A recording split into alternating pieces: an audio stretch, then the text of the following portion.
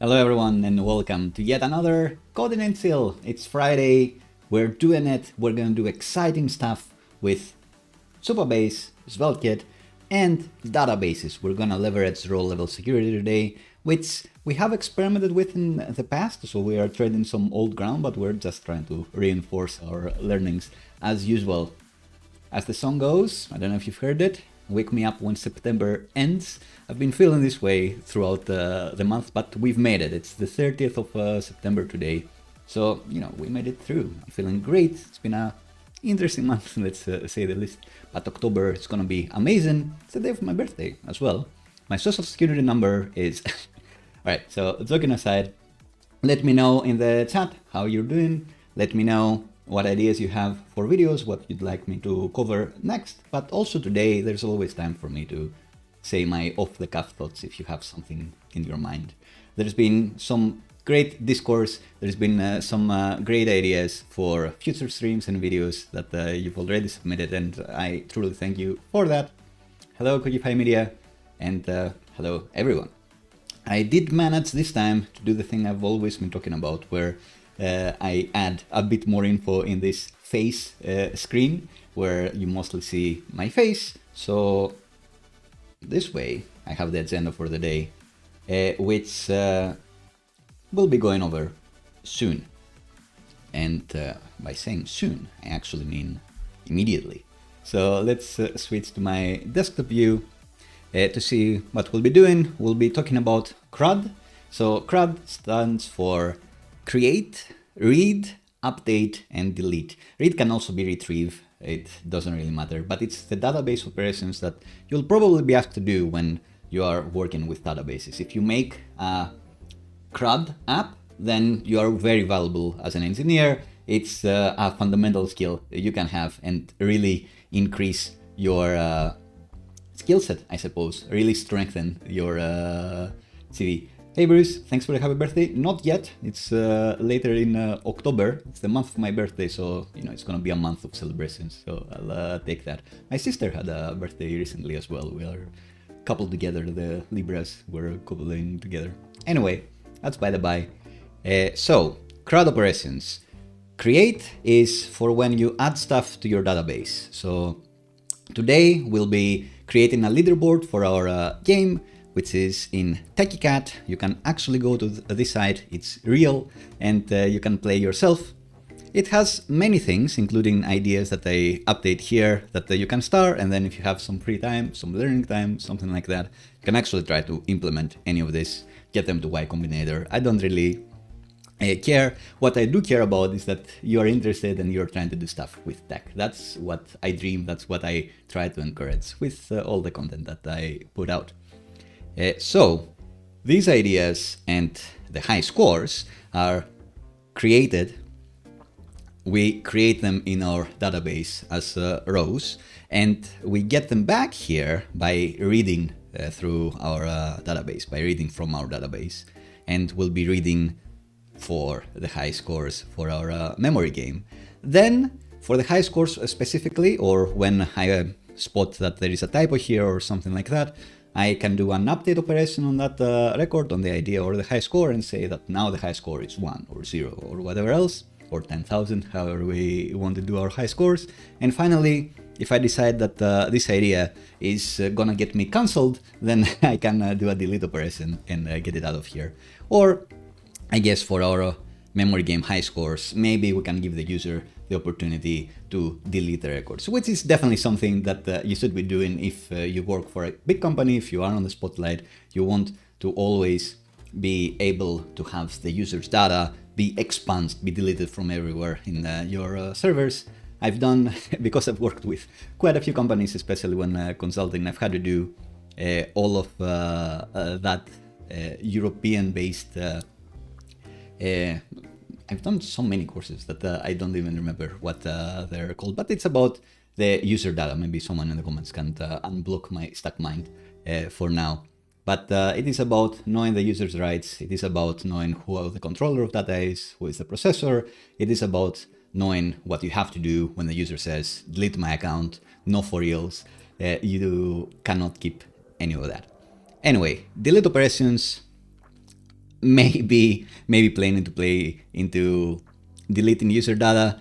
An interesting thing we've done that has been done in a company that I've worked with is that all of the user data is encrypted. So instead of going through all your database tables to delete the user data, you just delete the key. So the encrypted data just becomes junk. You can never unencrypt it. So it's as good as deleted, but you can always be certain that you didn't miss anything. So you deleted their HighScores, you deleted their usernames, you deleted everything.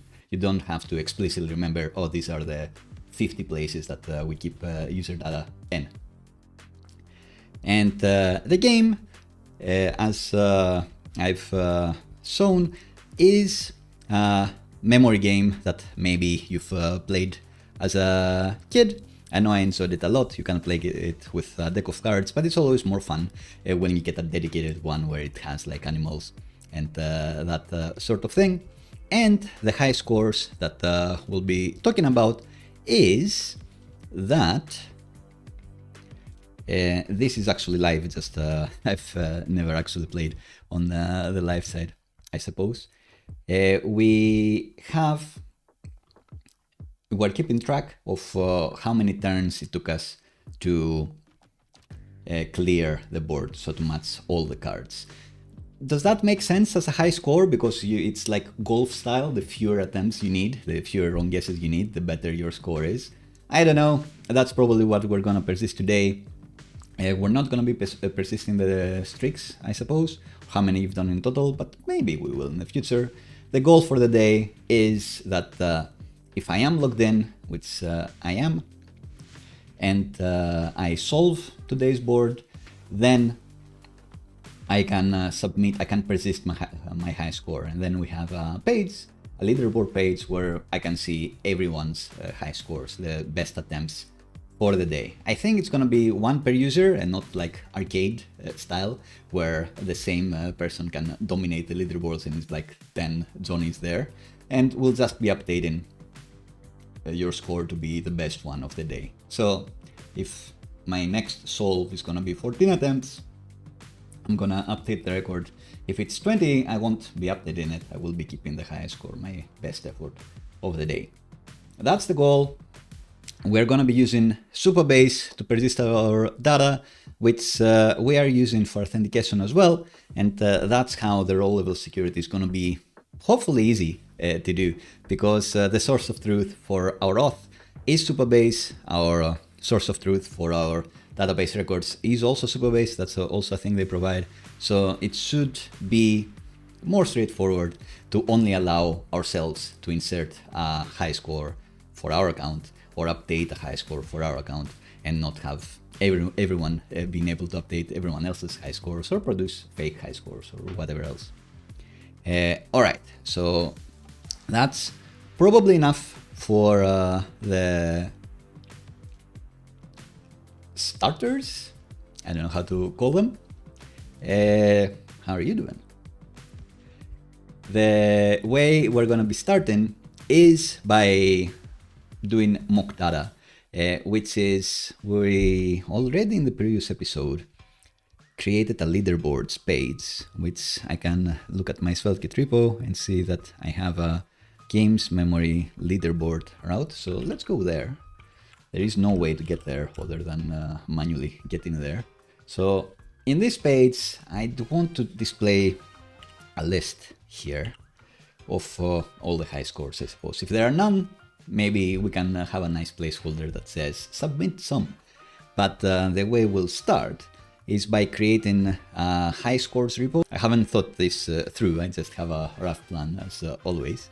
But the idea is we'll be using a HighScores repo, which is going to be returning mock data to start with, because I find that helps to design your actual database. Our database in Supabase is a Postgres database, so it's a relational database, which means that we'll need to be specifying things like the columns. Like we want to keep the high score, which is going to be an integer, I suppose.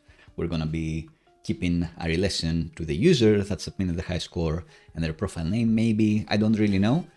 Maybe we'll want to namespace it and have the type of game here, because maybe in the future we'll have more games in our app and not just the memory game. So if we start with mock data, we can start thinking about what the schema is going to be before we actually commit something to the database. It is possible with migrations and that sort of thing. You can always change your database, but why? If you fail to plan, you plan to fail, as they say. So trying to prototype this with mock data, I think it's gonna make our lives easier down the line. All right, so with all of that said, I think we're ready to get to coding. And we want to scaffold the leaderboard page with mock data. Leaderboard page is this. And we have a bare bones page.server.ts, which is the magic way that SvelteKit nowadays makes some server-side data fetching if needed for your UI to start with a data component property that will have the things that you want to display. So we'll try to mock that. And I think I will not be trying too hard with the UI. So I won't be bringing in Tailwind UI for like lists or whatever else, like grid lists. I don't really know. Maybe that's something we'll do in the end. We've been trying to bring in Supabase and persistence for quite a few episodes. So I'll sadly put the styling in the backend and try to get us to a place that works. So let's create an, we'll be starting with an ugly list of high scores here. And to do that, we'll want our server to be loading us with the high scores to display. So to do that in SvelteKit, we can see that for the memory game, we have lots of data that we're loading. We're loading the mode, the seed, your high score, and many other things. It's all of these things here. It's whatever the load method returns. And then the relevant UI page, so this is going to have access to all that data as a component prop. So in there is all of the things we're returning, and the layout components are returning. Oh, Supabase is joining us. I've had tons of fun of Supabase. You may not know, even though I say it in every episode, that I never showcase things because I get paid. I have no partnerships, I have no sponsorships, I have nothing. I just try out things that, and because I'm curious, and if they work for me, then I try to showcase them for other people to also use and have fun and have efficient and good apps as well. And Supabase, for sure, has been exciting from the get-go, but I think recently you've had a big release, haven't you? And it's been super helpful, super useful, super recommended nowadays from me. It's getting my stamp of approval. Right, so let's get to coding. Supabase stuff pending, as we said. We'll be doing it hard-coded first, and then we'll switch to actually retrieving records from Supabase. So, leaderboard. As we've done in the memory game page, we want to export a load method, kind of like this. We'll probably not be needing anything but the locals to start with. And this will be magically typed by SvelteKit for us, which is extremely cool. And I suppose we'll want to be returning high scores, which eventually will be coming from Supabase. And what the high scores will be, I don't really know. So let's try to think that one out. So how will a high score look? We'll have an ID, which we won't be doing anything with. I imagine it will have a submitter ID, player ID. User ID would be the most common way to call it, or profile ID, because that's what I've called our public facing table that contains all our user information here, profiles table, and it's going to be referencing the ID from there. So maybe to make that obvious, it should be profile ID. However, I do like these representing what the role of the user is. So for the ideas, I have like an author ID. So because the ideas have an author, they have a person that has submitted them.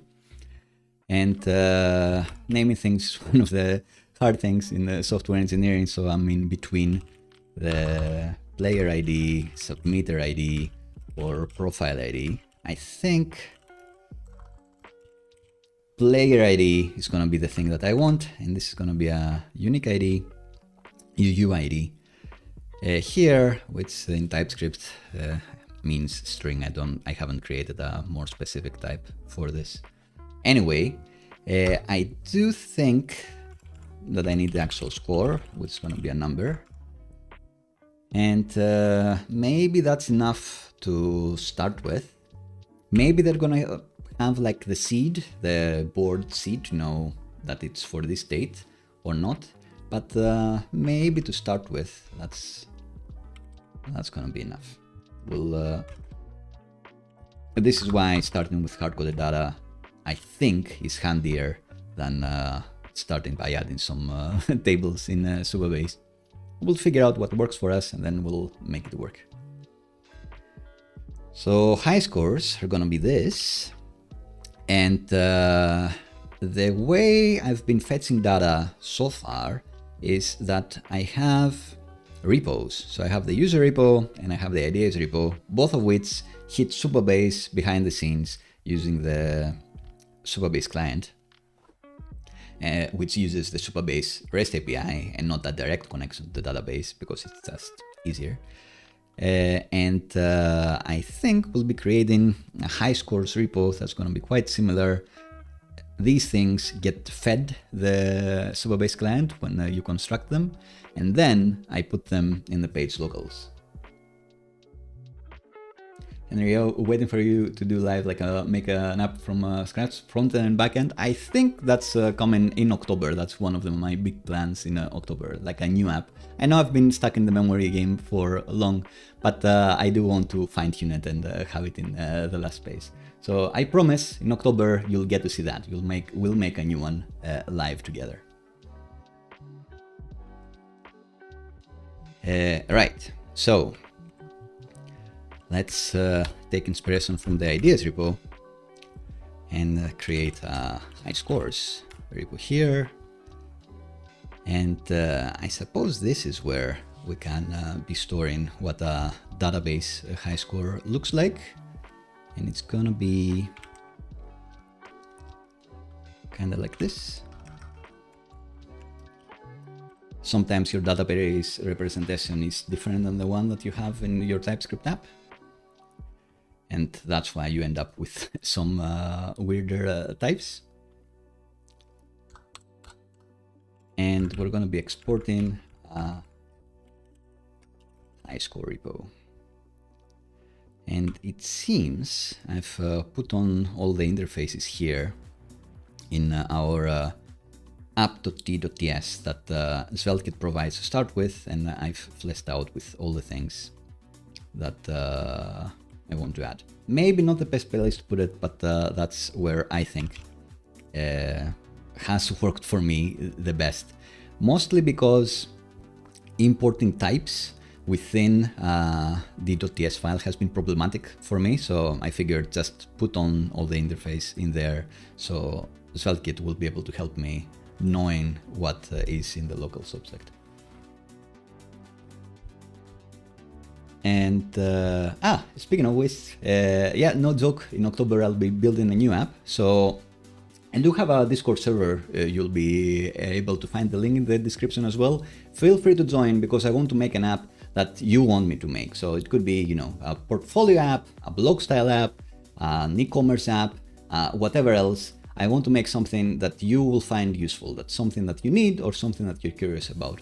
So make yourselves heard in the comments, in the Discord, wherever, send me emails, whatever you want. and I'll be judging collecting your opinions, and that's the type of app that I'm gonna be making. I just want to make the one that's most useful to you, and not just, you know, random ones that I'm like, oh, let's create one that displays ideas and has silly games. So do make yourselves heard. I do take your comments into consideration and act on them. Right, our HighScore interface is gonna have a get all and limit mats. I'm not sure. I'm just gonna be passing a mats object. I know that in the database,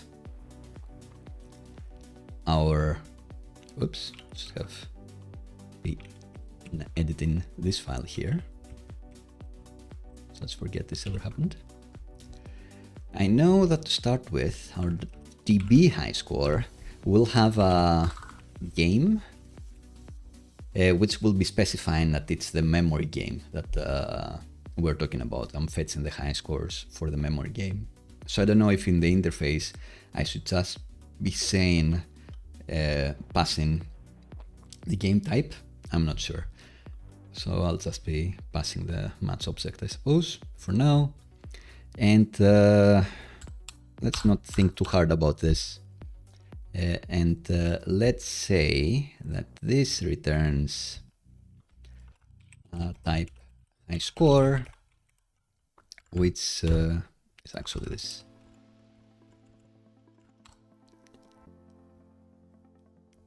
It's actually this. And our repo will be returning a HighScore array. This means that back in our server file for the leaderboard page, we don't need to do this. We can access the HighScore type through the namespace app, which is great. And we're saying the HighScore interface will have a getAll method that will be taking some options, we'll see, and returning that app.HighScore. So everything else, let's just delete for now, not confuse ourselves. And I'm not going to be using RPC, which is an extremely cool Supabase feature, or Postgres, I suppose, feature. I'm using it to do some funky joins between ideas and authors and all of that. And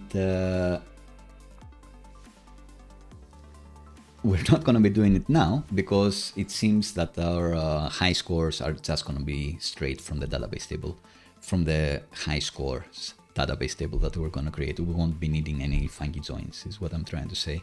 So I suppose it's going to be more similar to how we get an individual user, where we're just saying from this table.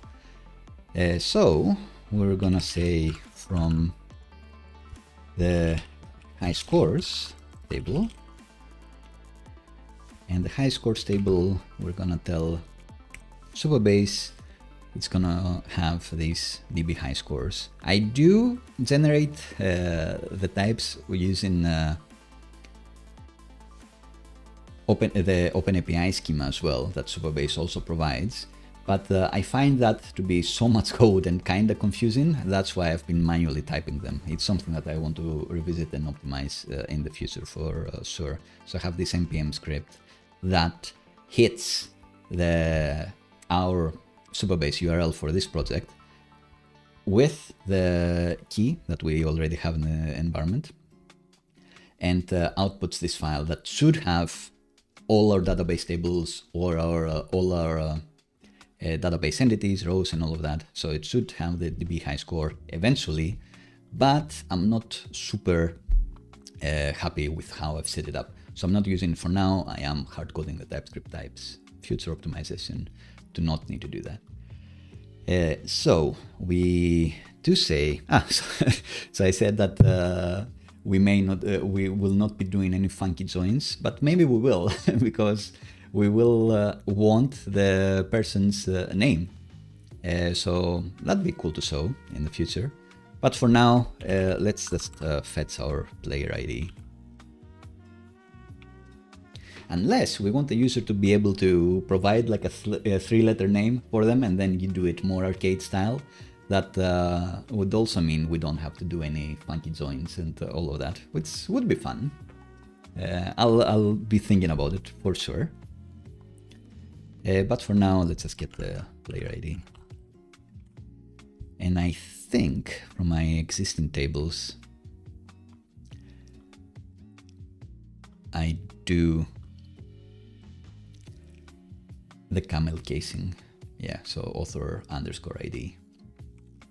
All right. And can have a created that as well, sure. And here, let's say that we're returning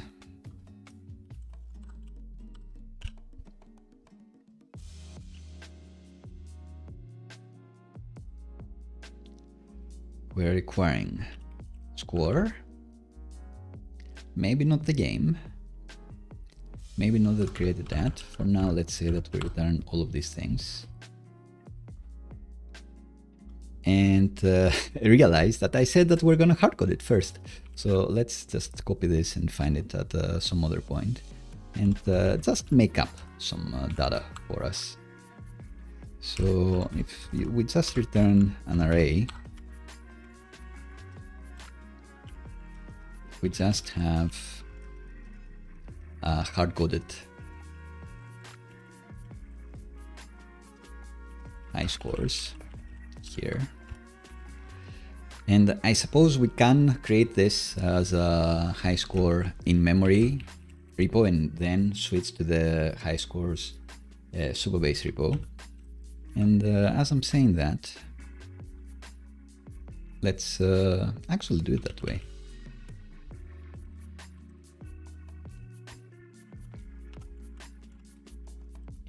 So instead of keeping this in our history, let's keep this code for now and create a HighScores InMemory repo. InMemory.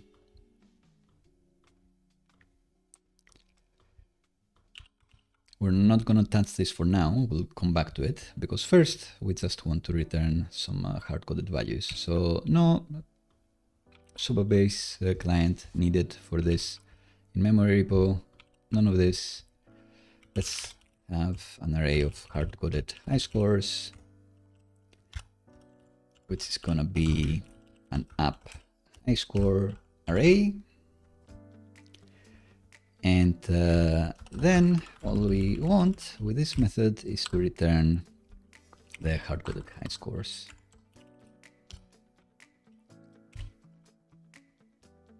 Which should be fine.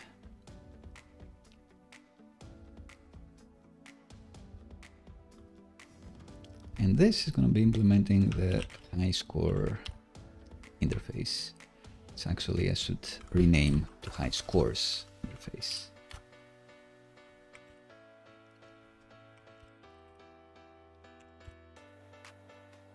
And this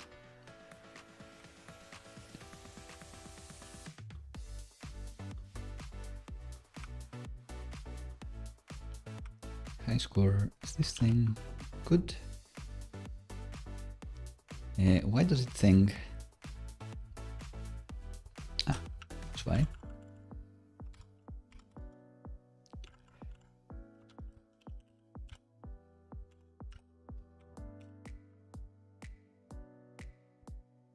Should this be plural? Should be not. Probably plural is fine. In any case, let's add some HighScores here.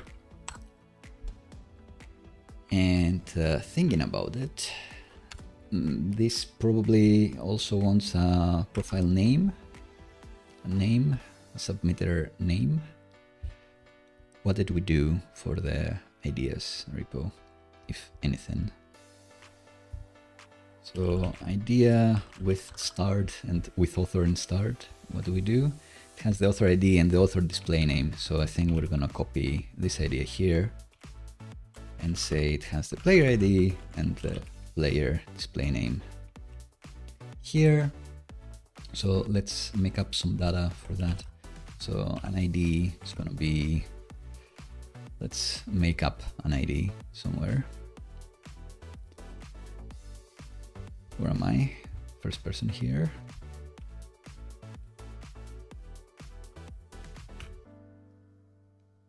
But actually, I like how the GitHub Copilot almost got my name. Let's say my score is like 18 or something. And it doesn't really matter what unique ID we want, just to keep things a bit more realistic. Copy this thing, put it there, and maybe that's all we need. And we can have all high scores be the same. We just need to remember to sort this by the score value. Hey Jorge, it's not my birthday.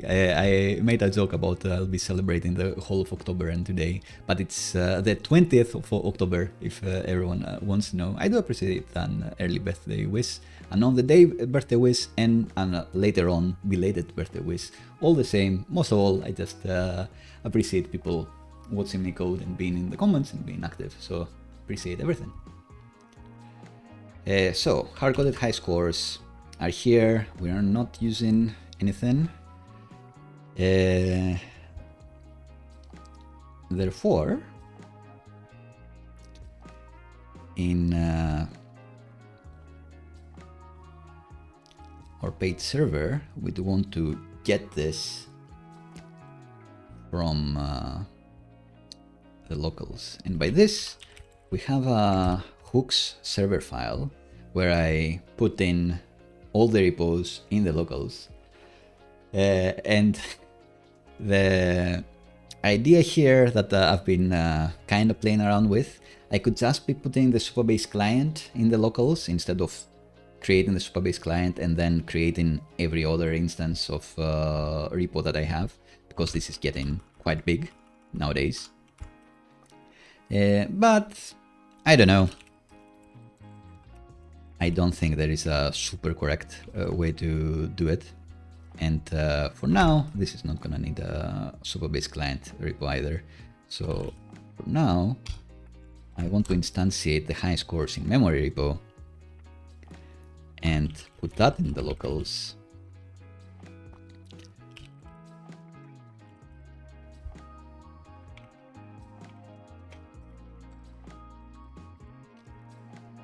And then go back to the app type definition file and queue in SvelteKit. That we also have a HighScores repo, which implements the HighScores repo interface, HighScores interface. Seems like I'm missing a repo here in the word. And I guess this ties into why putting every repo in the locals makes sense instead of just putting the Supabase client in, because now in our leaderboards load method, I can trust that in the locals there is going to be a HighScores repo that is going to have a getAll method. Maybe we could like a limit 10. And if I await it, I'm going to be getting some HighScores back. Let's make this async. And this method, therefore, will not need to know that in order to get like the HighScore repo, it needs to get the Supabase client from the locals and then instantiate the repo in here itself. So it trusts that something else has put the HighScores repo in the locals object, whether it's connecting to Supabase, whether it's connecting to Notion, whether it's connecting to nothing, and it's just retrieving stuff in memory. it doesn't matter for this load method. That's why I do like doing it the way I've done it so far, but it's something I go back and forth with, and I discuss with people for sure. Anyway,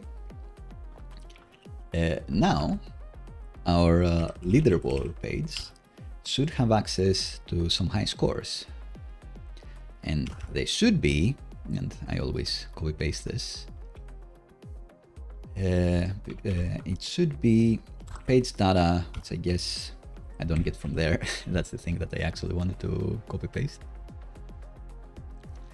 So SvelteKit will magically create this page data type from types eventually. Let's have a look at it. Yeah, it's been created. And I need to say that the lang is TypeScript for types and all of that stuff to work. And this will mean that I can have an unordered list, and then for each data.HighScore as score and player display name, score. I do like how GitHub Copilot gets close enough. Sometimes it's too close and has like a small error that really throws me off. But sometimes it's good enough to make me a bit faster.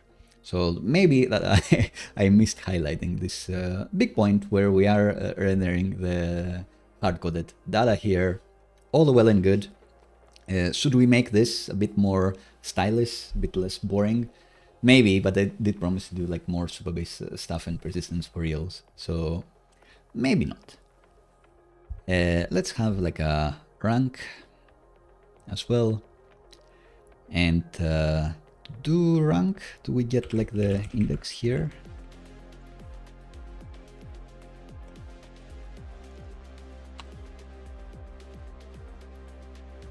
Right, so we'll be creating like an amazing little table later of the ranking and then the name and all of that.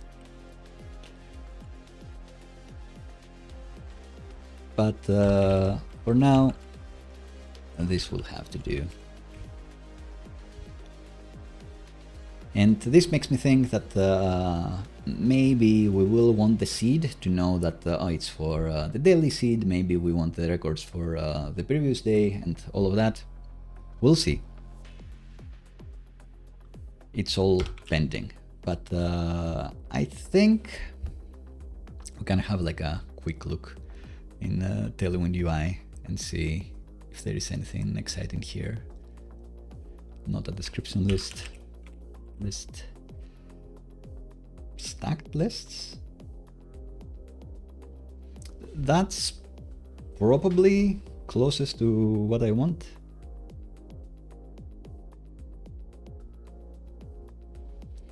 Not too much. Let's look at what else we have. Tables, feeds could be it. Yeah, maybe something like this. We know we'll probably not do it today. We'll do it eventually. But the idea is we'll have like a nice card to show who is winning for the day. And saying that, let's go to the HighScores InMemoryRepo again. Let's run another name here.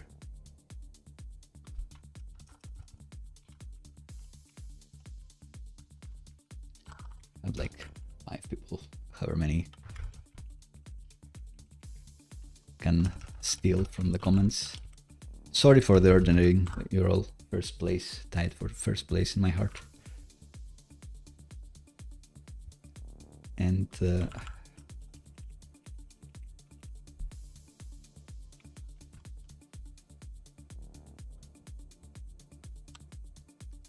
I imagine it's going to be a top 10, although I'm not sure if it's going to be 10 people playing every day.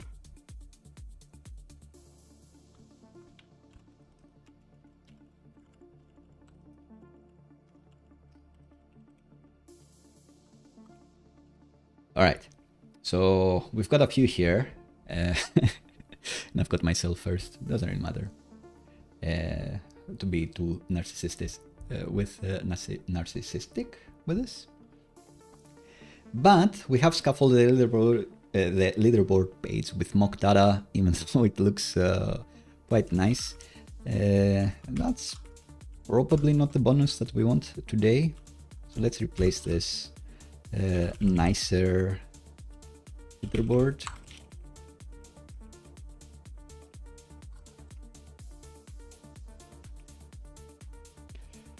Maybe we'll get to that today, who knows, but we've scaffolded our little page here, our humble page.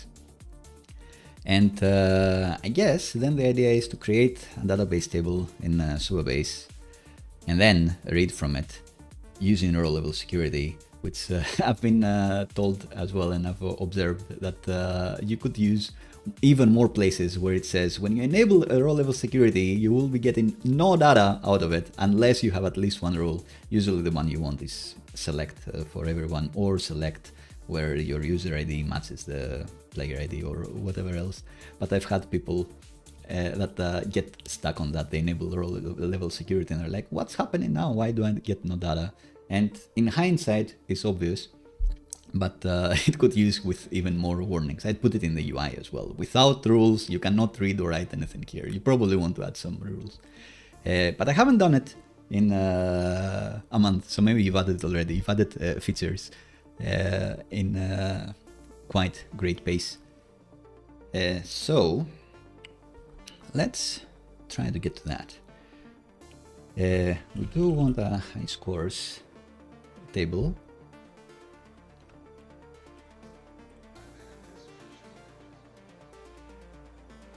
So for entries,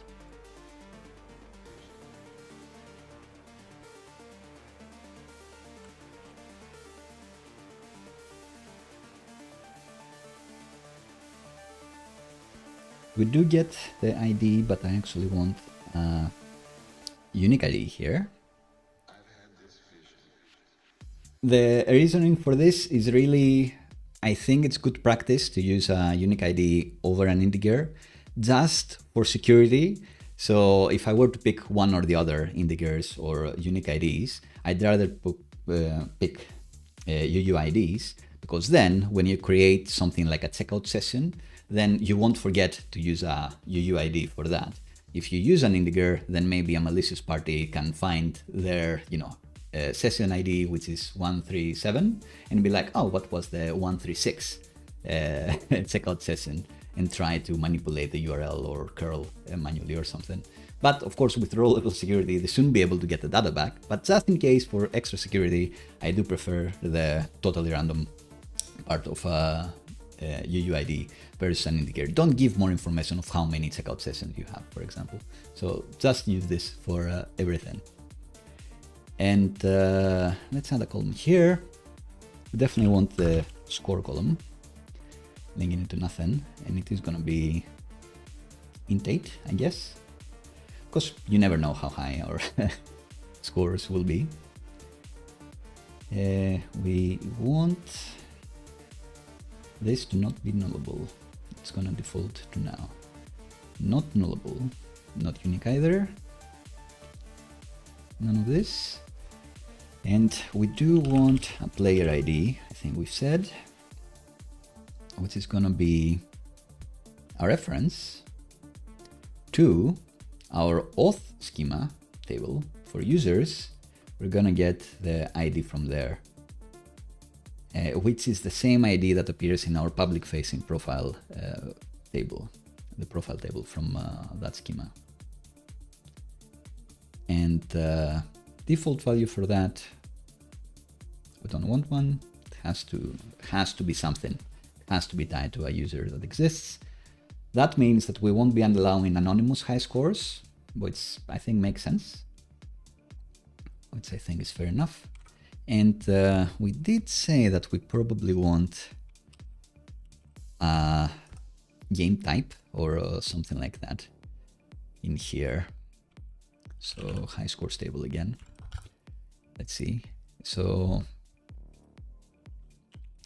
can put the game there, which we think is going to be like memory game for now. That's the only game we have, but maybe thinking of the future, we'll probably want to do this, like premature optimize. This could be an enum as well, where we have an enum of all the tables of all the games that we have. It could be a different table where we are listing our game types, but that's way too much over engineering. So for now, I'll just make it a text string thingy here, and also not nullable. And maybe that's all we need. We have the player who has a high score, we have the HighScore itself, we have the game, and they created that. Right, so we will need the seed as well. The seed being that every day you go to this game, you get a new one, Wordle style. So today we're playing the one that's for 30th of September, and you can also switch to practice mode.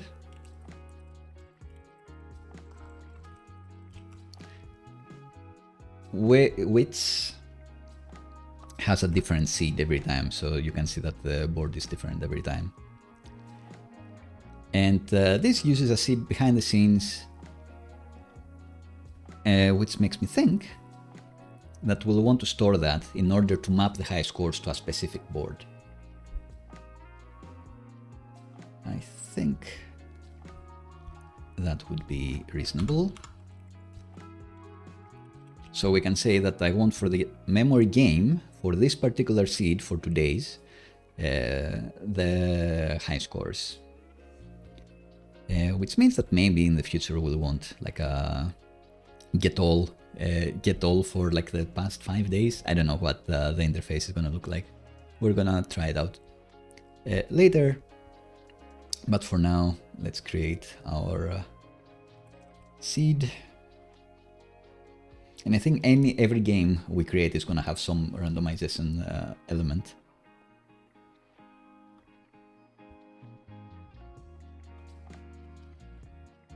Most likely. So storing the seed makes sense. So everything must exist. You need the score, you need the game, you need the seed, and it's easier to make things not nullable. And then in the future, if you're like, oh, this game type we created doesn't need a seed, we can make it nullable then a bit more easily.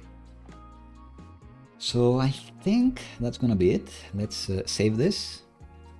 Because I'm not using something for migrations, I have tried to use Prisma in the past. I've loved Prisma, using it in other projects, spinning up my own Postgres in Docker or wherever else.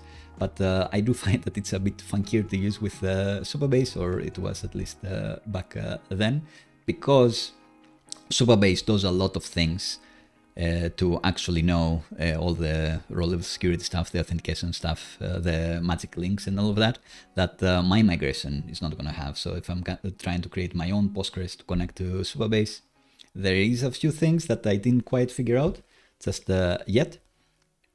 Anyway, long story short, no migrations for this database. I just go into the dev or production database and add some tables manually, which doesn't scale in bigger companies, but does mean that we are quite flexible in changing the schemas and the tables and all of that. So, you know, silver linings and all of that. Let's add some mock data here. So immediately, did I actually set this to be a random unique ID in this table? Or did I not?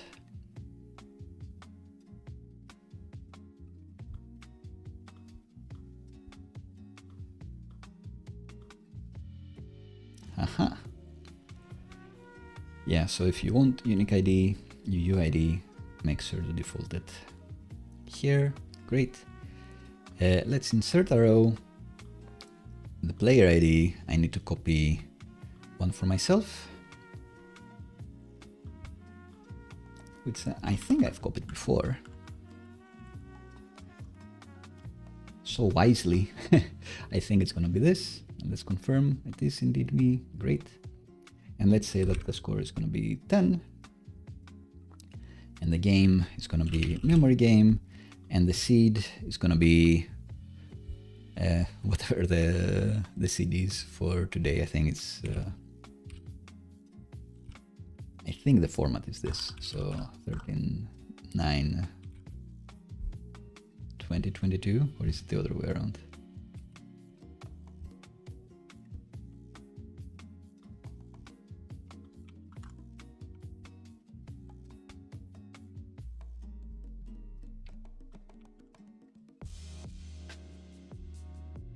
I'll store it like this for now and we'll see.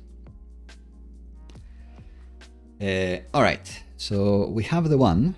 I'm gonna take a small break. Let me know in the chat. How's it going for you so far? I'll zoom in to my face view as well.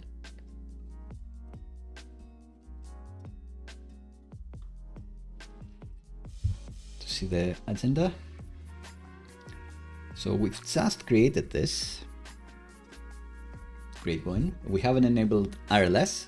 So next step, maybe add like a couple more. Oh, we have the one row, that's enough. We're gonna use the proper HighScore repo that's gonna be connected to Supabase to feed stuff into our leaderboard page. Then we're gonna enable row-level security and try to read again and confirm whether that feedback has been taken into account before I even made it, and see what happens. And then we're gonna talk a little bit more of how we've already implemented the authentication and how our logged-in user, how that gets put into the Supabase client in order for the row-level security operations to actually work. And then, thanks to all of that, we're gonna insert into our new table something which is gonna be the latest HighScore, I suppose. And see if that results in a real flow of where I've actually played the game for the day and it results in a record in the database, because that would be great. Then we'll be trying to update the HighScore. So if I beat the HighScore and only then update that row, thanks to row level security, I should only be able to update my own HighScore for today, which should be nice. And then if we have the time and if people are liking it still, we may try to make it a bit nicer too. We will try to make the leaderboard look, I don't know, it's functional now. I'm looking at it on the other screen and I'd say it's quite functional, so not too bad. And we can think about whether we want the high scores to be like reverse multiplied or something like that, and I don't mean divided. Make it so that if you get a 0, then you get like 10,000 points. If you get 5 turns, then you get 1,000 points and you get points subtracted or something like that. Because, you know, people love high numbers. There is something to be said about golf, but I don't know, it's just like seeing numbers go up. A high score should be high, it should be a low score, in my opinion. Speaking of all the jokes about birthdays, something to celebrate is that I just made a YouTube partner, which is amazing. I've been trying to do this for like 2 years with the explicit purpose to remove ads from especially the streams. So let me know if that is working for you. If you've managed to see an ad, especially if it's like an unskippable or like mid-roll, like big ad that took you out of the stream, let me know, because I don't want any of that. And to be honest, I'd be removing all ads altogether. But I don't know if YouTube is actually gonna be promoting the videos as much if you have like no ads as well. So that's great to hear. I have left like the display ads on the right outside of the video, where if you are full screen, you should be fine. And my hope is that YouTube will still be promoting the videos as well. Because my hope for this is not to make like 2 pence or 10 pounds or, you know, 1,000 pounds or whatever else with YouTube ads or anything like that. I just want to get people excited about tech and to try out all of these things and make more software together So yeah, I don't want to break the immersion and break the flow with any of this. And finally, it seems we're able to do so. So that's something to celebrate. I've been quite soft with that. And with that renewed resolve, let's get back into coding. So what we got here? We want to read from our new table. We have just the one row, but it should have enough to get us going, or almost. And we have the HighScores table here, where we do have ID, player ID, score, game seed, all of that. Great. And we want to select these things, as we've said before, and we probably want to match according to the game type and the seed, but we'll do that in the future. So maybe all we want to do is map the response data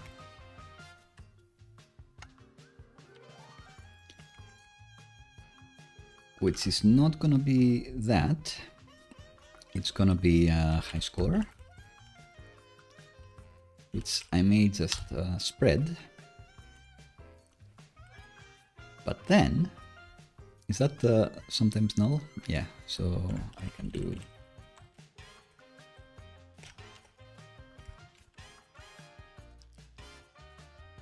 this. And here we know that we actually want player ID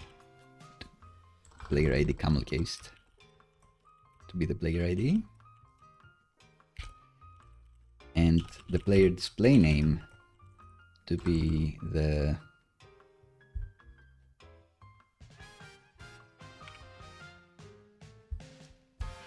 well, for now, let's just say that it's gonna be the player ID again. And TypeScript not happy yet. Let's see what we've forgotten. Type idea, that's not what we want. We want this to be a HighScore.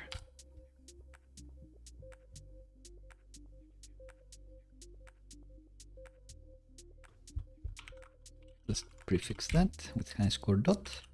We should be fine. Not quite happy with this. Keep doing that. I did the same mistake in both repos. Oh well. Alright, it's happy now, which means that if we go to our hooks, and instead of creating a HighScores repo with an instance of the HighScores InMemoryRepo, if we create a HighScores repo by the one that's connected to Supabase and pass it to Supabase client, the moment I save this and refresh, I should just get the one. Well, I didn't even need to refresh. I thought that because it's server-side rendered, it wouldn't do it for me, but you know, SvelteKit is awesome, does everything for the user experience. So that's quite neat. We've managed to get this row immediately. But we don't have the author display name yet, and I'll have to remember what I did for the joining with the auth table to get with the profile table to get the player's display name. So instead of having their ID here, we'll have the display name here.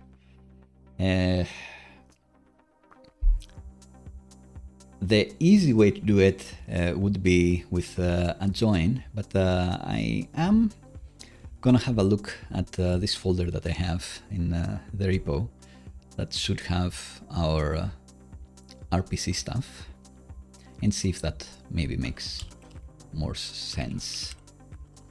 So I should have a SQL file. Oh no! When did I delete this? Whoops. Need to find it on GitHub one day. But this thing should have been doing some magic stuff regarding how to get, well, maybe we can see it here. I think somewhere in the SQL editor, I have this RPC which returns a table that's joined a couple tables together, depending on who you are. I guess that's why I did it like that, because I didn't want you to know anyone else's start ideas. I just wanted you to know your own start ideas, and that's why I created an RPC for returning a new table that just has the information that you need, which we probably do not want to do in this case. But this one, the ideas with authors and start, maybe that's similar to what we'd want. So let's see this new query. Do a new one, rename it HighScores with layer or something like that.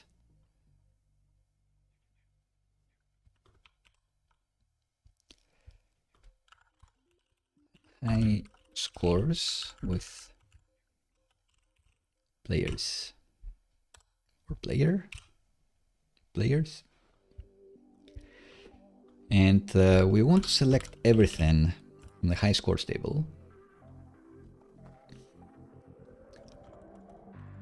This pivot table of start ideas we don't want to do anything with.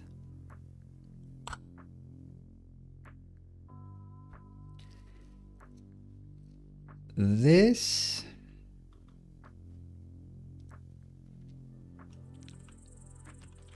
so we are joining here the profiles table to say that this is going to be the players table. Therefore, we'll have a players ID, and that can be player ID. And this can be players.displayName, it's player display name. And the from is going to be from HighScores. And then we want to join the profiles table, but call it players. And we want to join it on the HighScores player ID, where that is equal to the players ID. So that's this table again. And we don't want to do any left joining anything further here. So it should be just that. Does that mean that instead of an RPC, I should just be doing a regular join? Maybe. So let's look at the Supabase docs.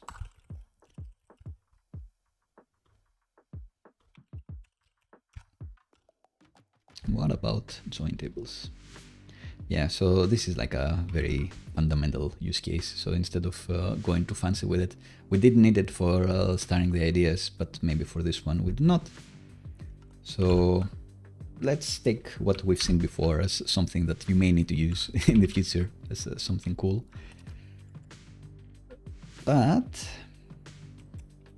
so let's say that the player table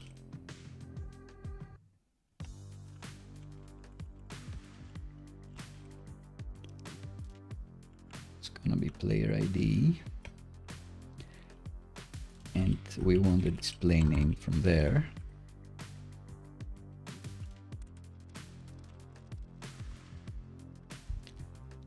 And how do we alias this to something? Maybe we do not.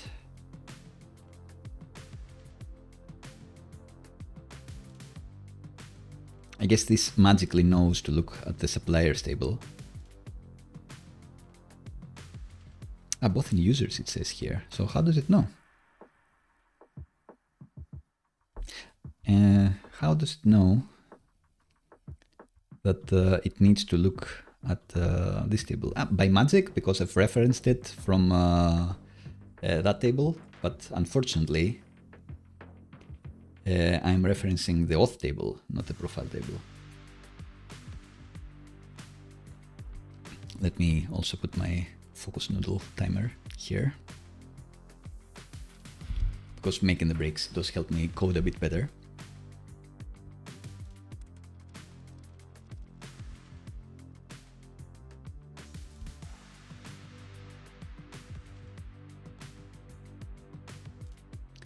So maybe the easy way to do this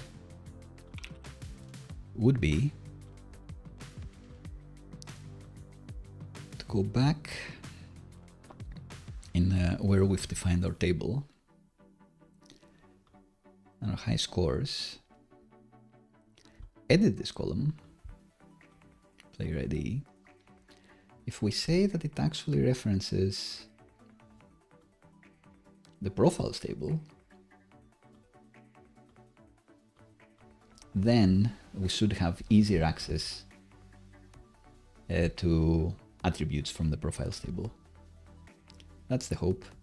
And it should be the same because the profiles table is referencing the auth table for the ID anyway. So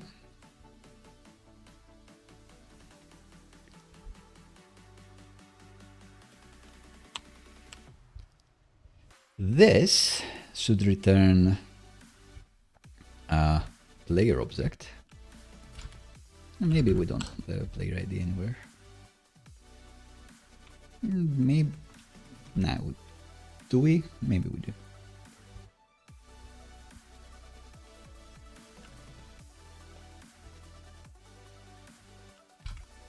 Maybe we don't. So now we're saying, how will this understand that this is the high score with some profile information? I don't know, we'll find out. We don't want to return the player ID, so let's go back to where we've defined the high score. We don't want this, but maybe this will be nested inside a player object or something.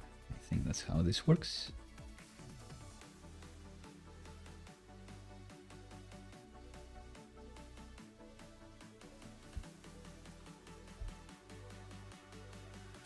I think that's how it works, but we're gonna find out.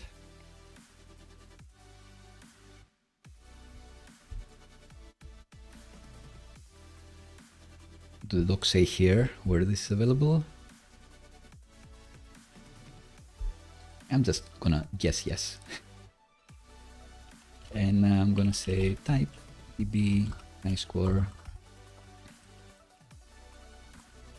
with player is gonna be db HighScore, but also it's gonna have a player who is gonna have a display name string and an ID string as well.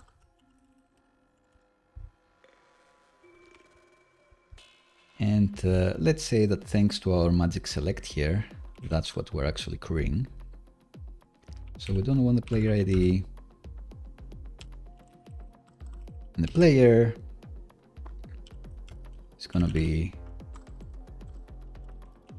HighScore player plus display name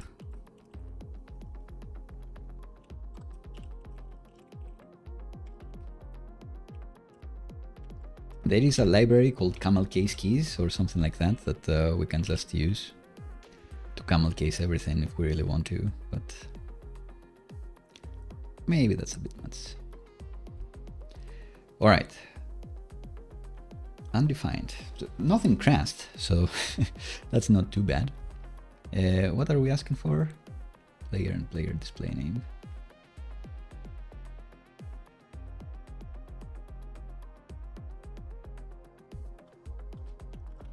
Say ID HighScore player ID here.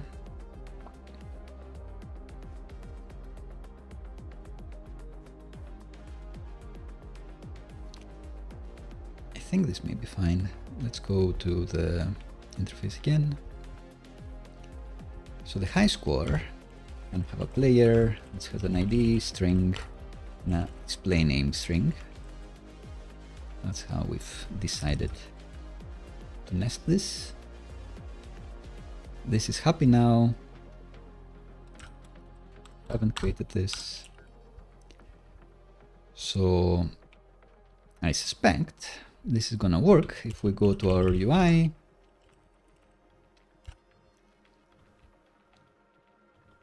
and say, hey, this doesn't exist. The player exists. So if we use the player display name here and save, I suspect we'll see Johnny here, and then we're gonna celebrate. Awesome. So we've successfully fetched this record here, having done a join to see who this person is, what is their display name from the profile table. So if you'll excuse me, I'll get some random, suspect that's you, Bruce, people from here. So I'd say wisely, I've not exposed the auth table from the private schema, because I don't want to leak people's emails and all of that. So all I've done is, I guess, leak your either randomly generated names or whatever you've added afterwards, which should be fair game. I hope no one minds. Let me know if you do, and I will apologize. But why am I here? I am here to add a couple more records in the HighScore table, just to start with. So player ID, so this one, let's say the score is 5, memory, and we haven't used the seed yet. We need to do it in the future. Let's insert another one. Probably this one.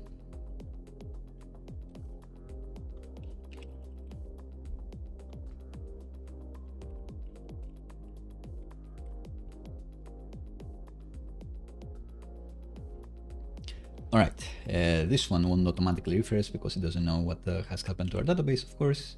But now we're getting a couple more. We're getting all the rows, which shows that we do need to order this.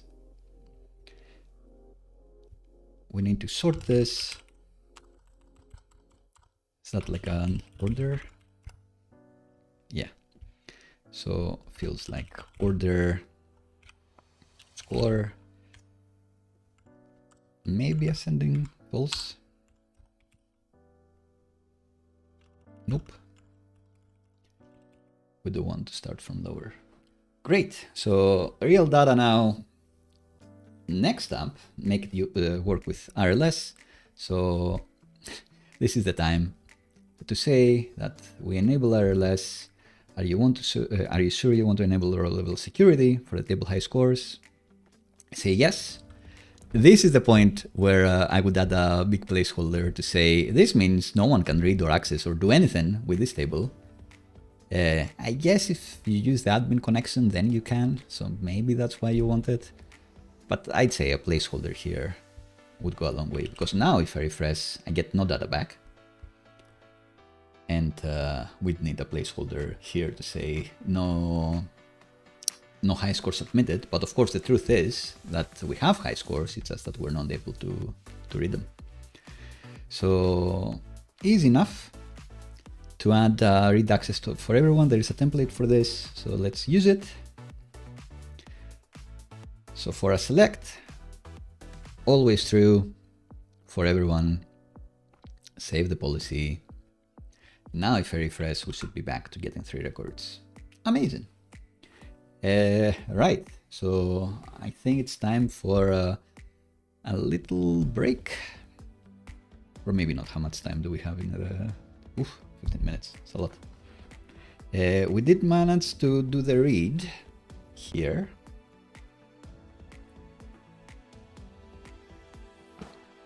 And then the plan is to talk about the way we're doing auth in this app. And the way we do that is we have this user icon that could be a bit more obvious, that only appears like this if I'm already logged in. I can click here, I can see all the ideas that I've already started, and I can see my display name and actually update it to something else. if I'm not logged in, then if I try to visit that page, I get redirected to login, or if I'm here, I get this icon to signify that I'm not logged in. And I can use magic link authentication. I can put in my email, then I get a magic link. If I click it, I'll be redirected back to this site and get automatically signed in. If I have not signed in before, then I'm gonna create a random name for you, which is why you saw those fun names in the profiles table before. But if I'm not gonna create a new profile. I'll just log in and everything is fine and dandy. How does SvelteKit make this work? That's like the fundamental flow, and we only allow for magic click on auth, because I think that's the best way to do auth. I think it's much safer than doing a classic email and password one, and probably more future-proof than doing a provider one, because Google, signing with Google seems to be safe enough. But at one point you had sign in with Facebook, right? Or you now have signed in with Instagram, and lots of people don't want anything to do with that. Do you want to keep supporting it forever? I don't really know, but maybe it makes sense for your app. Maybe for us, being more tech and engineering, we would want a sign in with GitHub as well. And maybe if you have a GitHub account linked, I can do some cool stuff with that integration. In any case, the cool thing with Supabase is that I don't have to worry about integrating with Facebook or Instagram or Google or GitHub or whoever else. If they support the auth protocol, then it's very likely that Supabase does have the integration for auth with them, with those providers. I just haven't enabled them for the aforementioned reasons. That I think the best one is Magic Link Auth, but maybe in the future, if you want me to showcase one of them, it's an idea to let me know, and maybe we'll cover it. But yeah, this is my favorite one. There are quite a few third-party providers that Supabase offers out of the box, as I said. With phone, that's also a super popular one. I've done this quite a few times, including for an Uber clone. Back at the start, or maybe mid of my career, there was a lot of that we want Uber but for Greece, or we want Tinder but for Sweden, or something like that. And if you're doing an Uber style app, then sign in with phone is essential. Really, it's the way to do it. Anyway, huge tangent here. Let's have a look on how this works again, how we make the connection with Supabase for Supabase to know who the user is. Are they anonymous? Are they not? So we have a hooks file which SvelteKit runs for every request. Nowadays, they've split it out on a hooks client-side method that runs for client-side requests, and a hook server method that will also run SSR for server-side rendering. And that's where I'm putting this stuff. So the first time you hit this app, when you put in the URL manually, or you get linked to this file will run. It will run the handle method from this. We're doing a few stuff here, including how we do the dark mode. But the important thing is that I create the Supabase client in this method, and I create it regardless with the Supabase URL that I can find in my Supabase dashboard, and the anonymous key, so not the admin key that has all the access rights and can do anything and everything. I also set it so it will not attempt to refresh the token or persist the session, because this is running server side, so you cannot set cookies server side. I think the way this attempts to set cookies is a bit different. Maybe it does a few things with local search as well. Anyway, I don't want the client, the Supabase client, to be doing any of that. I have my own custom way to handle sessions with my own custom cookies, session cookies, and all of that. Now with this client, I pass it around to all the user repos, to all the repos that represent tables on our Supabase database. So we used to have only ideas, profiles, and started ideas. Started ideas tie the user profiles to the ideas, and now we've just created a brand new one, the HighScores one. So that's 3 tables really, with 1 pivot tying the ideas repo to the user repo. I've put this in the locals for various pages to use if they need to. If they don't need to use any of those repos, there is no real performance concern. Just instantiating these objects, the time it takes is nanoseconds. I'd imagine it's not an observable, it's not something I can observe with a benchmark if I instantiate this object and don't do anything with it. Because this doesn't do a request, it doesn't connect to the Supabase API or anything else unless I explicitly request the HighScores or the ideas. So only when I need to fetch data from there, it will actually connect to the database or the REST API. So no real performance cost here. Then, after I've passed this client, I add the user to the locals as well by using the user repo and calling this method find and refresh if needed, which I don't particularly like thinking about it, because it does mutate the client itself. So if we have a look at that, then you'll see that it looks into our cookies for our custom session cookie. And that session cookie is what Supabase calls access token. So to match the Supabase docs, I've called it access token as well. And if there is nothing, then it returns null. We have no user. We're not logged in. You don't get this filled out profile user icon. You get the you're logged out icon because the user is not in the locals. But if there is an access token, then I actually set the access token as for the authentication with the Supabase client. This means that the Supabase client will be passing these credentials when it hits the Supabase API and will be identifying me with the user with that access token if it's still valid, or throw an error that this has expired or whatever else, which hopefully we'll never get, because these cookies are set to expire when the access token with Supabase is set to expire. We've set all of this up. But in any case, this thing that says find and refresh the user if needed also enhances the Supabase operations according to the user that you are, if you are logged in. So it's not that straightforward. Maybe I could use a different name. Maybe some comments here would be better. But in any case, this is where the magic for RLS is made possible. This enhances the Supabase client with the access token of the user. This is the thing that tells Supabase that this user is Johnny, so fetch his start ideas, for example.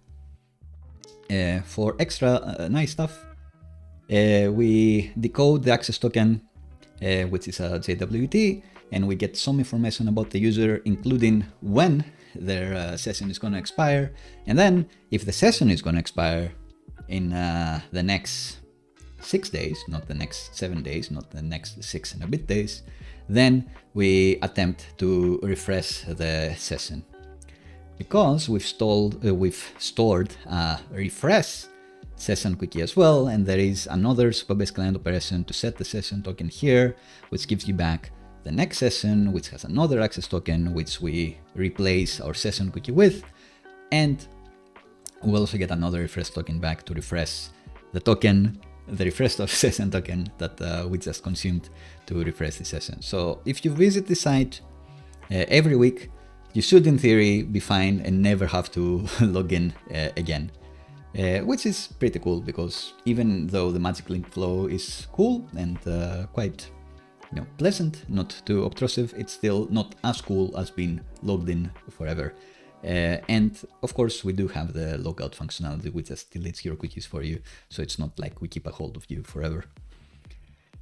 Right, and I have been having trouble with refreshing the sessions as well, which is why there is this else scenario where Essentially, if me attempting to set the session, refresh the session goes wrong, just delete that bad refresh cookie we had, throw this error but catch it somewhere else, and move on with your life. That's not as important. Refreshing your session yearly is not as important as having the whole app work. All right, so back to the hook. That's essentially the last thing it does. You may be wondering why we're doing this check of do we need to set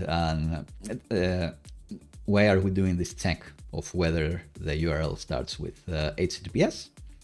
The question is that for Safari, and there are many things you need to do just for Safari, if you're running localhost and you try to set a secure quickie, it's not gonna work. That's something that Playwright caught for me as it was running the test suite. So from then on, I only try to set the secure cookie if essentially it's not localhost, if it's actually running on HTTPS, which is where the live site is running. Always HTTPS, always the padlock icon. Yeah, so that's the last thing this method does. Adds the user to the locals, which actually also enhances the Supabase calls with your logged in information and all of that. And then we just resolve the request. We get a response, return it back. And that's how we get whether you're logged in as someone or not. That's how we get that you are this person that has started this ID or not. That's how the authentication works. In this app, for now, everything is available as a public repo for you to check out afterwards. I hope you've appreciated this overview. There are some other ways to do it that I've seen that I think have been converging to something similar. We've all been converging to something that makes more sense, I guess, and that works more. So hopefully it's gonna work for you as well if you're gonna be trying it out. I think I would wait for SvelteKit to officially go from release candidate now to 1.0 something release before doing like a 45-minute long Auth with Supabase video. But until then, this is it. Sneaking into this Supabase with RLS stream. This is the fundamentals of how we're doing the auth. Still missing a lot of things. We've shown how we did the login flow and all of that. We have created the Techy Cat website on the stream live ages ago, but of course I realize that things have changed with SvelteKit and the world in general, so it's always nice to create new apps as well, which is why we're gonna be doing it in October. Alright, I think I can get a sip of coffee and catch my breath. Feel free to let me know if you've got questions in the comments, and we'll be moving on to actually inserting, like proving, does this work? Can I actually insert stuff in the table? When I finish the app, when I have a high score, can I submit it? That's the thing we'll be doing next.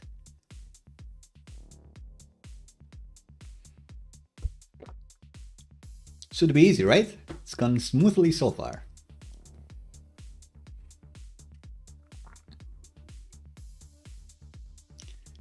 Just gonna raise my phone again and go on a little tangent. I've realized that pop sockets do not stick on bare iPhones anymore because they have even glassier backs. I used to have the iPhone 11 Pro, which I think had a glass back, like mostly glass. I don't know, what was it? Was it like frosted glass? I don't know what it was. But the pop socket, which I used to laugh at like a fool, but then tried out and find out that it was the missing thing to make using a phone extremely convenient, even a huge phone. It makes it so much easier. So pop sockets would stick on the old iPhone I had, and well, relatively old, I guess, but it won't stick anymore. So now I'm trapped to putting my phone into a case, unfortunately. So that's sad days, and definitely hashtag first world problems for sure, if I've ever heard one. Clearly I need these breaks because my tangents get even more irrelevant. Cool. So back to desktop view. Goal is, so far we've been adding things.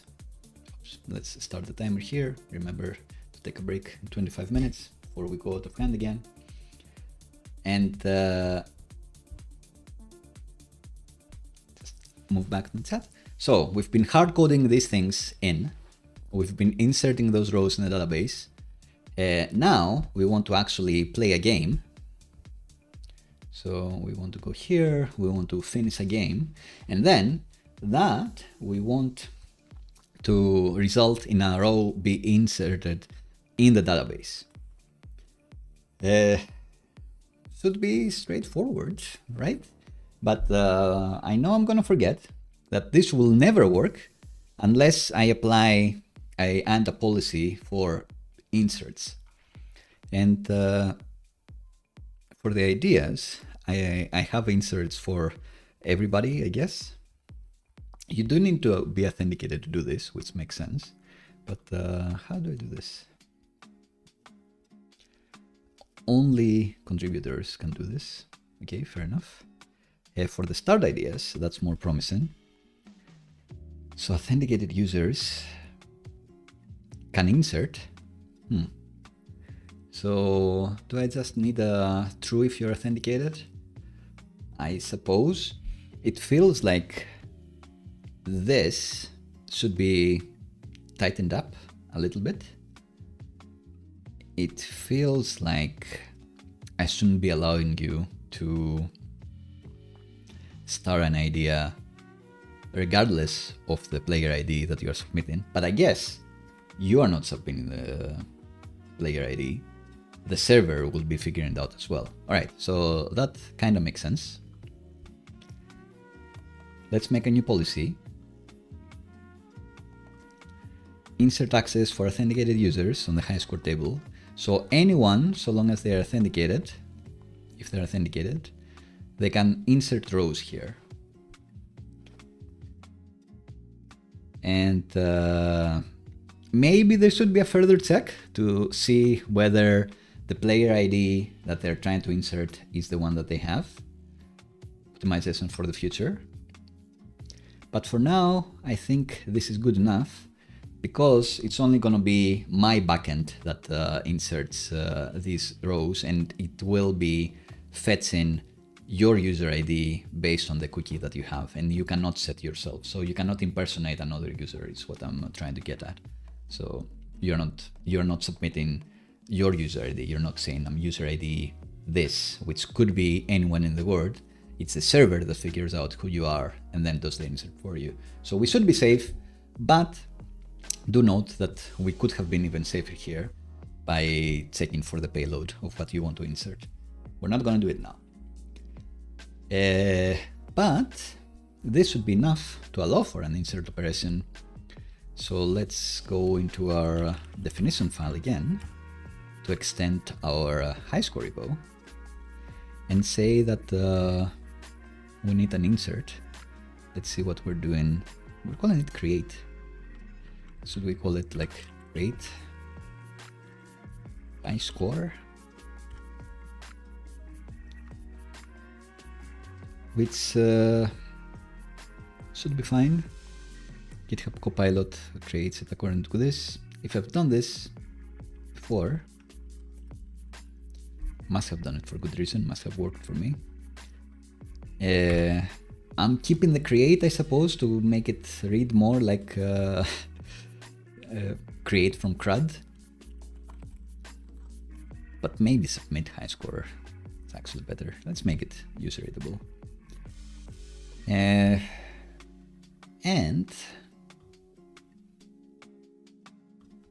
this probably wants like more things. So not just the HighScore.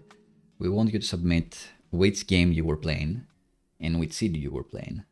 So this we will not call this options. What are we going to call this? Let's call it options for now. Data So score game and the seed. So you'll give us this HighScore data, and with your user ID, we'll manage to create something. So we can remove the HighScores in memory. Forget this ever happened. And we'll want to implement our missing method for creating the HighScore. And we're gonna take inspiration from our ideas repo here.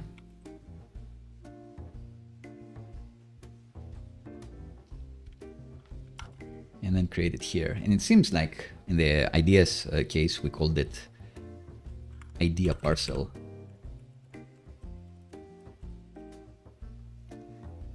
So maybe that's what we should be doing in our app.t.ts. So let's call it HighScore parcel. Why not? And then I guess it can be this type even, right?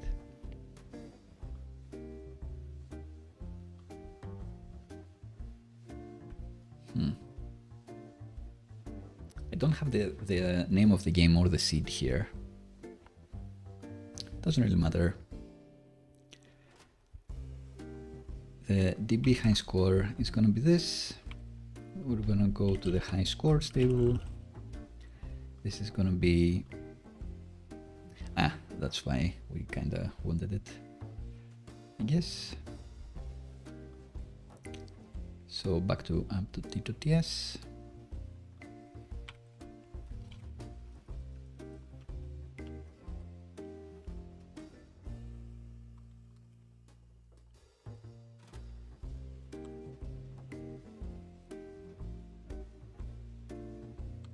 Pick.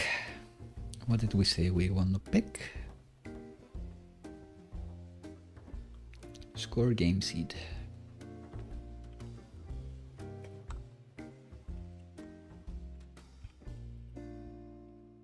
Is it with commas or is it with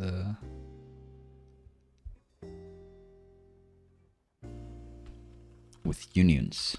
All right, so from the HighScore, we want to pick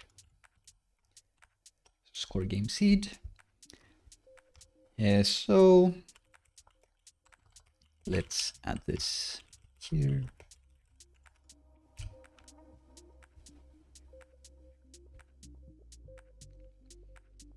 Which should be fine.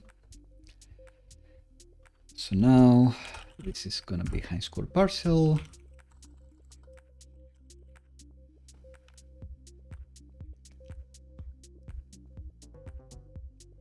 And we can say that this submitHighScore, this is a HighScore parcel as well. And in here, from the HighScores table, we're gonna insert our HighScore parcel. And the player ID is gonna be the player ID that you send me here. And then we're gonna be getting back the HighScore that we just inserted. It's gonna have the created at as well. It's gonna have the new ID that was generated, all of that. And this returns HighScore or null.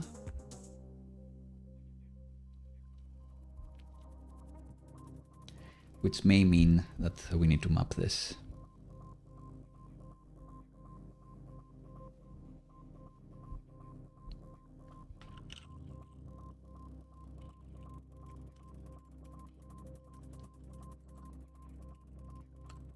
And we'll probably be mapping this to the same way.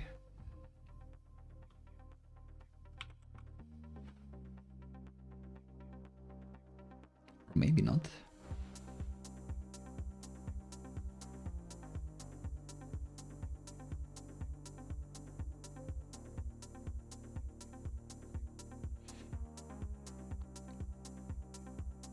because we won't have the player information, I guess. We'll see. So let's create a method called map db HighScore to HighScore.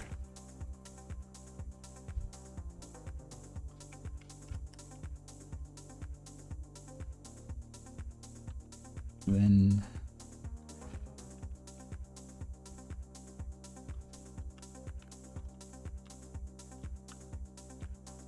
this method is going to be getting a db HighScore and return it here.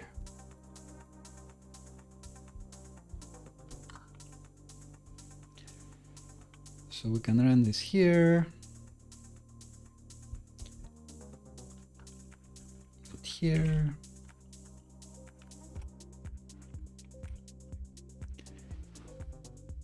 and maybe we can use it here, although can I change something else here?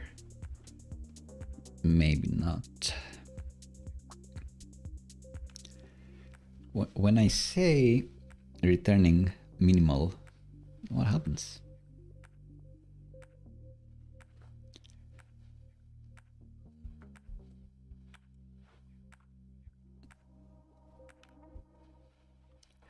So for the insert, we can specify whether we want a minimal return. Maybe it won't be anything. Maybe what we want is to return null. So let's just return null. Just return null here, find this method, say it always returns null, everything's gone well, nothing to worry about. This means that our submitHighScore method is fine. But now we need a place to actually submit this. And let's see what happens. That may be something that we do in the next episode. Actually, we've been running for a while. But in theory, when I finish this game, so if I look at the memory game page, we have this handleboard solved method that does a post request to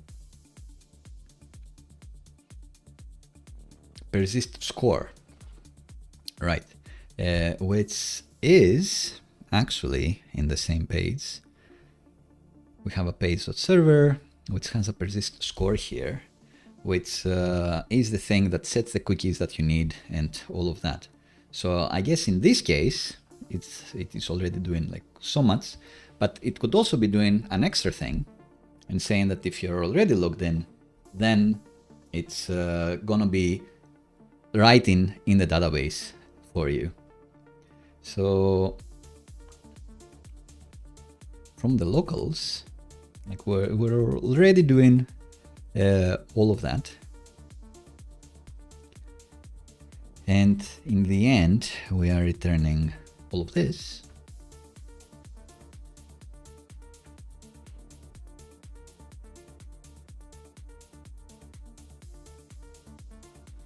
If there is no current HighScore or your own guesses is less, I think you're gonna be in this position, which means that it's here that we may want to do the extra check if there is a user in the locals. So if you are logged in, then we can await our locals HighScores repo, submit HighScore. Does not know what this is. Oh no, why not? It should.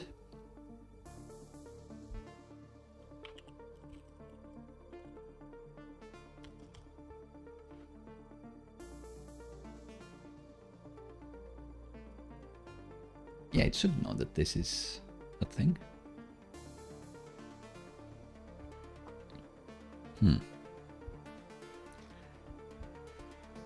Interesting.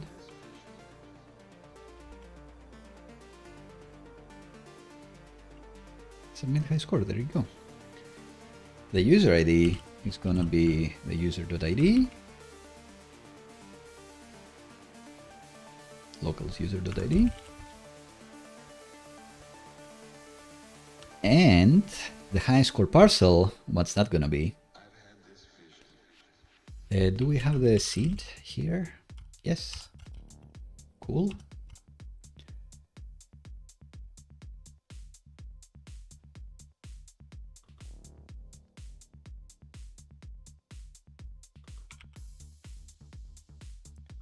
So the HighScore parcel is going to be something that has the seed that we figured out.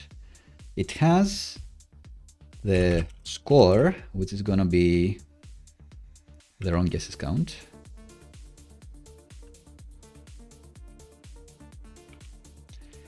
And the game is going to be memory. So I'm hoping this will work. And if I play this and I beat the 16 score, then in our high scores table, we should see another one with a familiar player ID and whatever I put in there. So let's see. The seed may be different.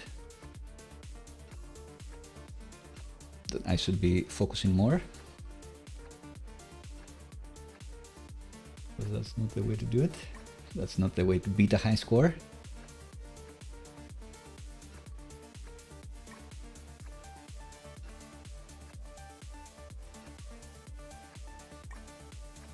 Nah, I'm gonna do it. It's gonna happen. It's gonna happen for us. Oof, 13 various spaces. All right, question is, did we insert a record in the database? Refresh. Dun dun dun. Woohoo! All right, 13, we just created this. We did the real seed is the other way around, as I kind of said. And interestingly, the timestamp has the time zone here. Timestamp has the milliseconds or whatever this is, unlike the ones that we've created with the UI. Oh well, it's fair enough. What remains is to have a way to link to the leaderboards. But then you can see that I have another record from another day. But I think that is going to be it for today. So I am going to let some time go for the chat, but we'll see. So insert, we've done it. Move on to the face view, take some coffee.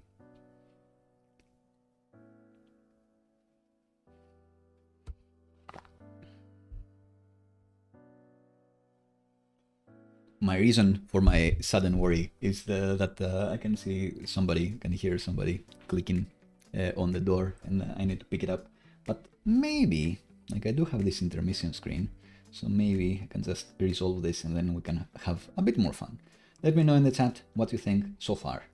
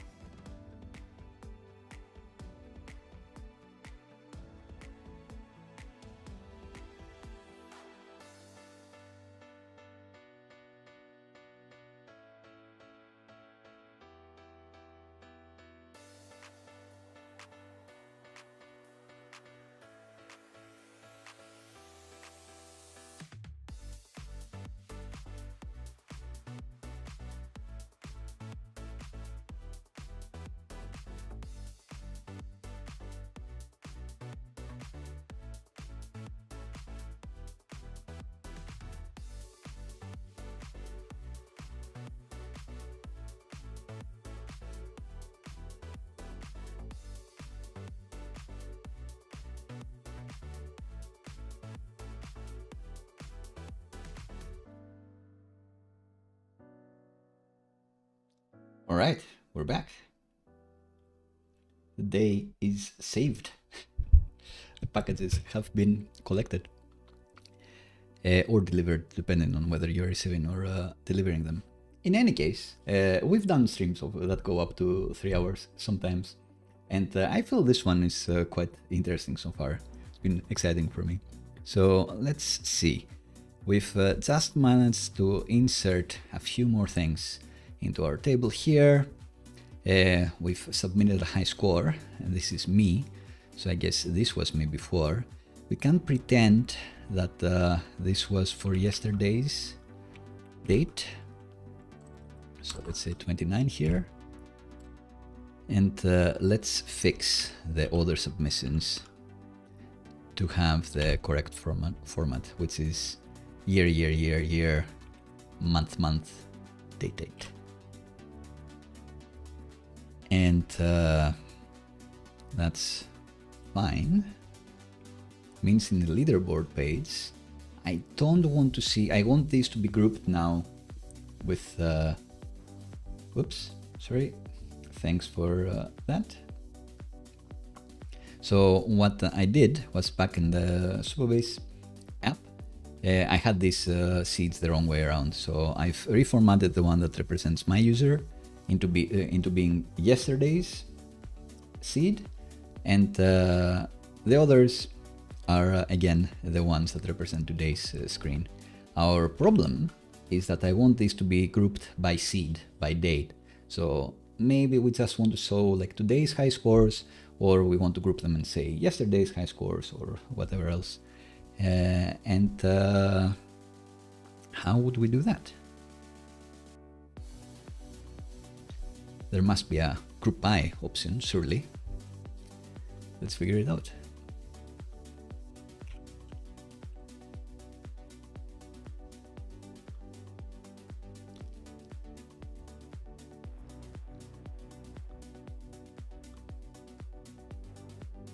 The REST API, group by, maybe different place, or maybe just here.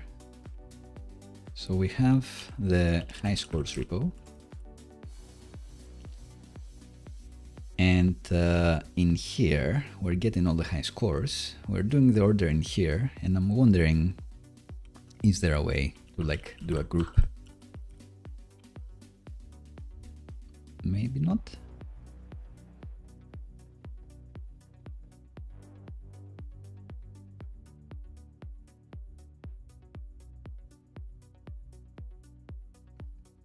We can do a manual grouping, I guess.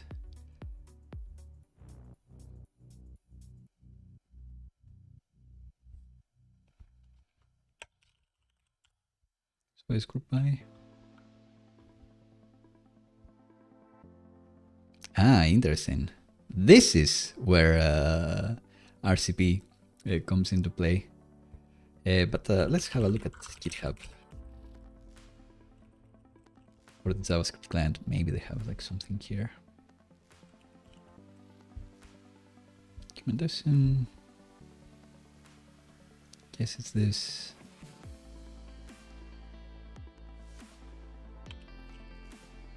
Group, frantically searching for a group, but I guess that's where we'd be creating like the RPC method that will be doing the group by as we want it. Maybe we'll do that later then, because I do think it's more important to confirm whether the update works.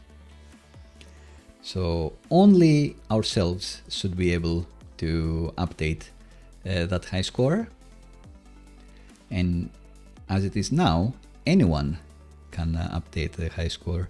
But in the ideas table, we have a similar policy where we say that the user ID should be the same as the author ID.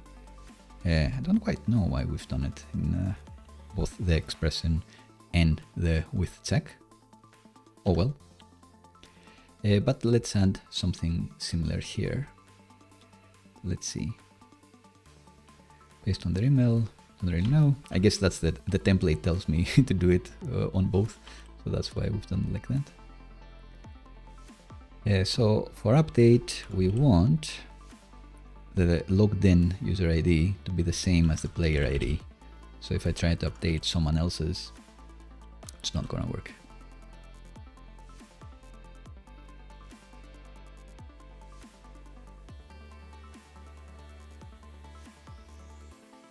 All right, so that will be fine for the updates. Can I change the name of this?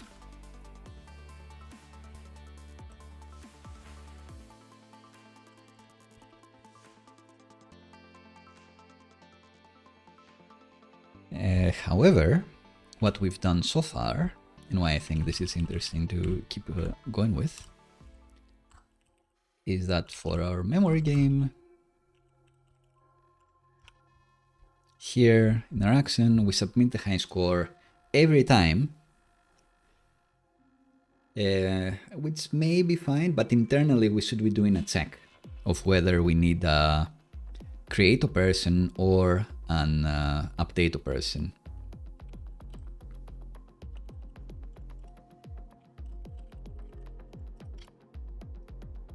And just to collect myself and my thoughts, now every time we're doing a new insert, which we wouldn't want to do, we'd only want to do this if there is no record already for this date.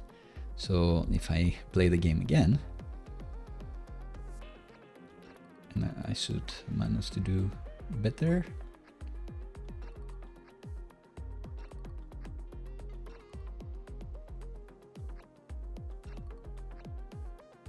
Maybe not.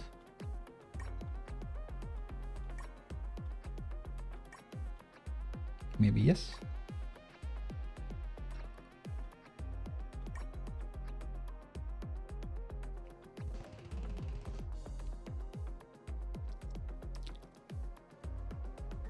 Back to the table, back to the HighScores table. So there is another one created with my user, which we don't want. We would have liked to update this one, the one that already existed. So I guess the combination of the player ID and the seed should be unique. That could be a composite primary key, but maybe that's like too much.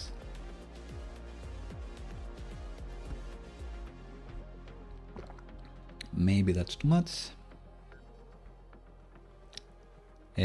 But in any case, we want an internal method here.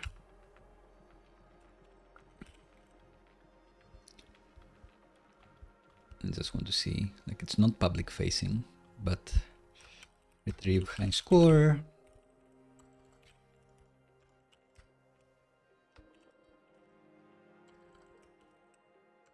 For player and seed.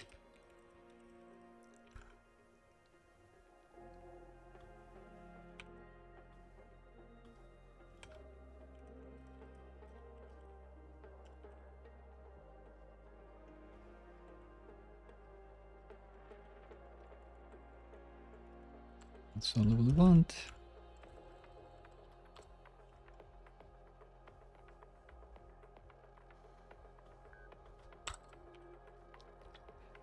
We don't want to match anything, we don't want order. We want the maybe single thing, which just returns the HighScore, I guess. Let's see where else we use maybe single. Here. So we're doing the match, and then maybe single, and this is... it has response data. Right, and this is just the actual row. It's not an array. Cool. So this is response.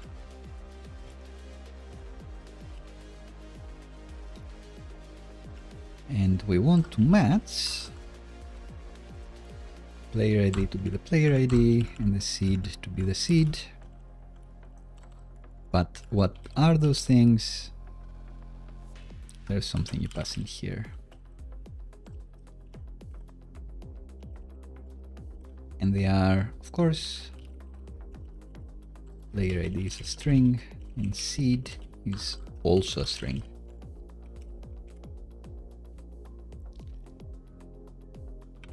And And then when we submit the HighScore, maybe this is like potentially submit HighScore.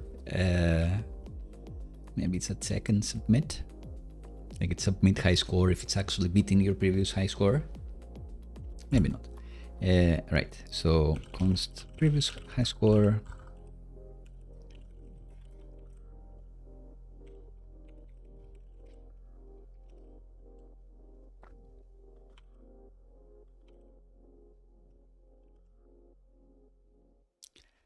And we want the player ID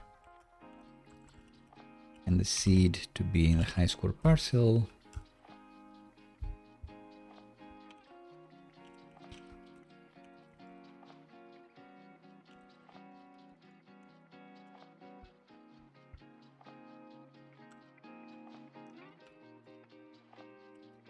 If there hasn't been a HighScore,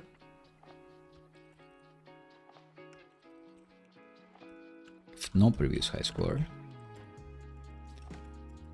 then we create the record.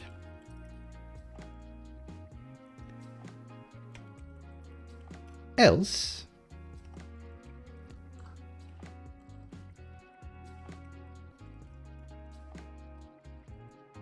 only if the previous HighScore score is bigger than the HighScore parcel score, only then we want to update.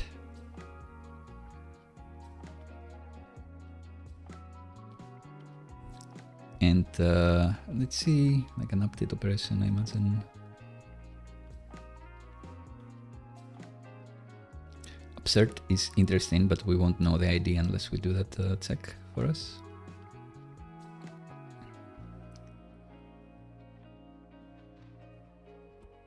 Can we do a maybe single again?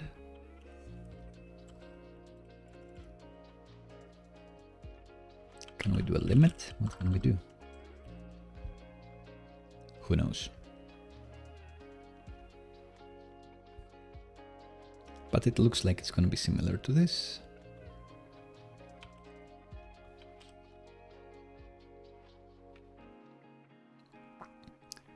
So we want to update.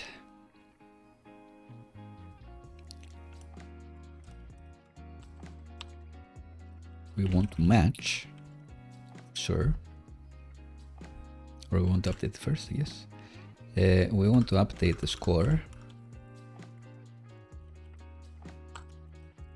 to be HighScore parcel.score. And else. And we want to match just this. Or not actually, we want to match where the ID is the previous HighScore ID. And that will always be unique, so it will always just do the one.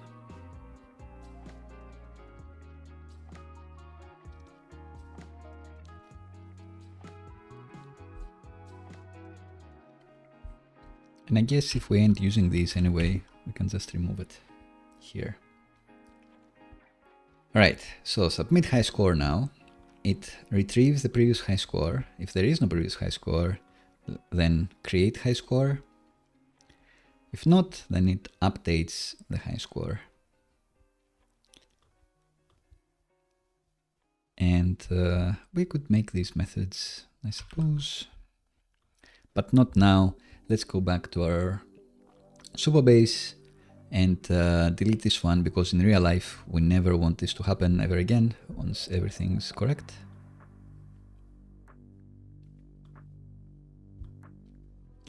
Delete this row. Cannot be undone. So this person. For today, I've submitted this HighScore. If I finish the game with less than 13, then I should get into this branch which updates the HighScore. So next time we see this, we should be on 13. And let's also go to the leaderboard here. So this is the Johnny of today. This is the one that we want to make more unique. we want to update. I guess first, just to make it more obvious, leaderboard. Our leaderboard UI, maybe it has headers for each of the seeds.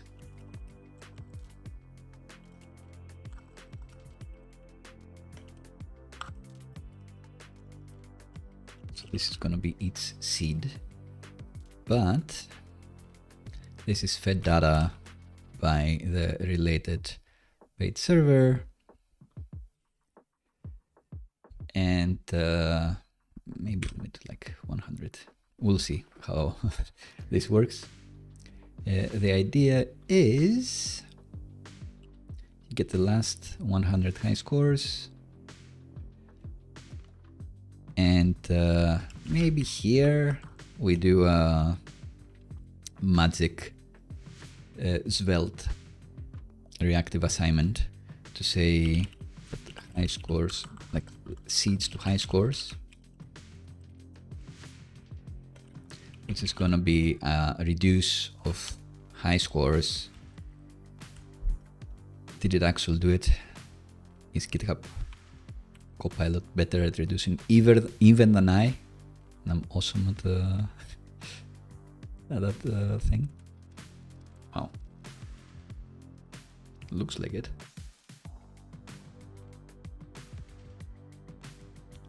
Starts this.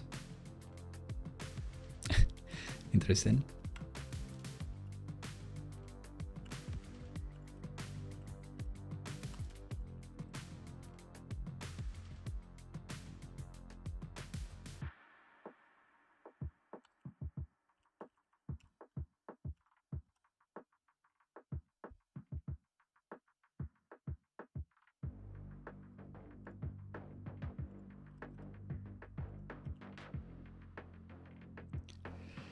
And right, now that we have seeds to high scores, we can do another each.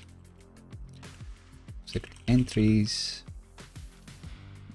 No, that was about seeds to high scores.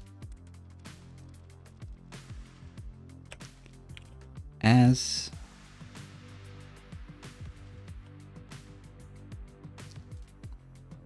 seed high score. This is doing too much. So seed high score. Z.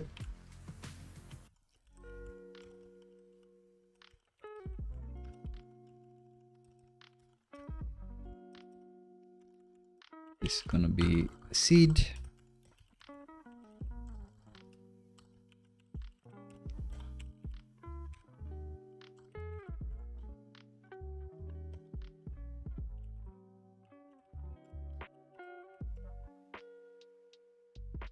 I think I've used semi-bold in some places, so I'll use it now again. And then inside there, I'll have the unordered list. Use the high scores this time.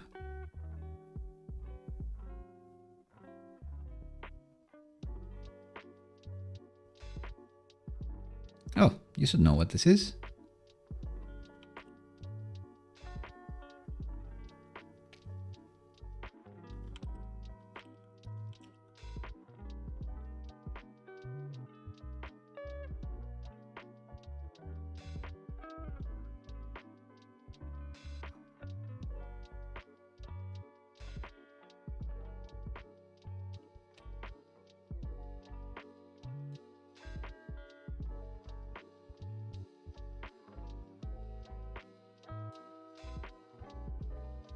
Of course, the reduce that GitHub Copilot did for me is not good enough, which is great.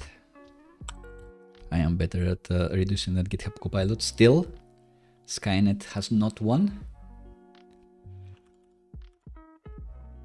So this is a real thing, of course.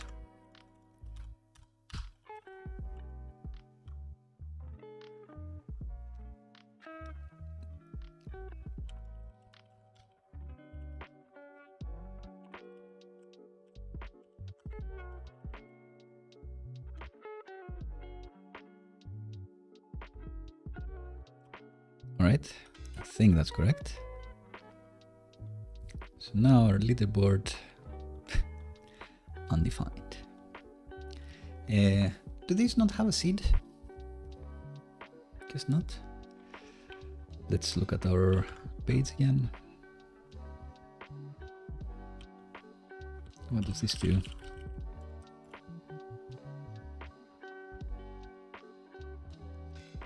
Get all... Ah, we're not getting the seed. Get the seed. Fix the problem. Alright, somehow this worked. Which is great.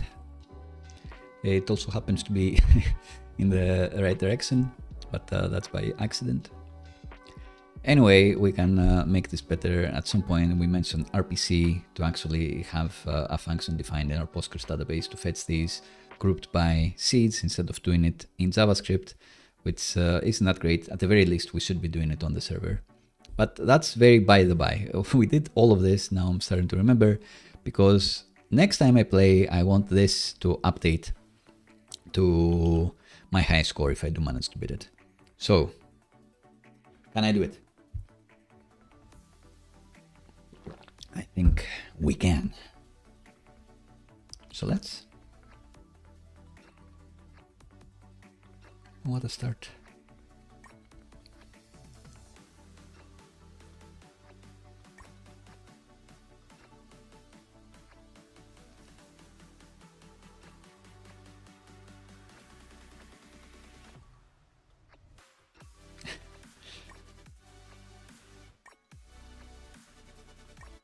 Just playing with you.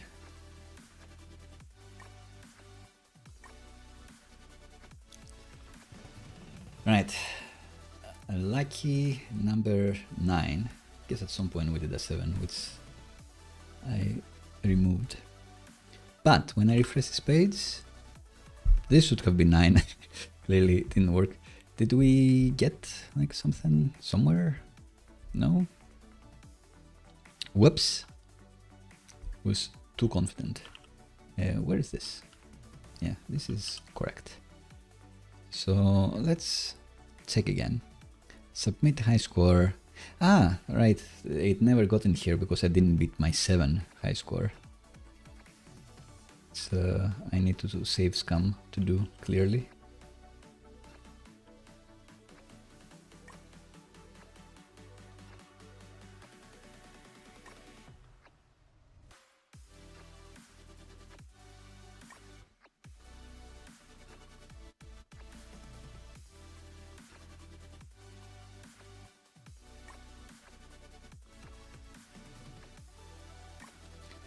Oof.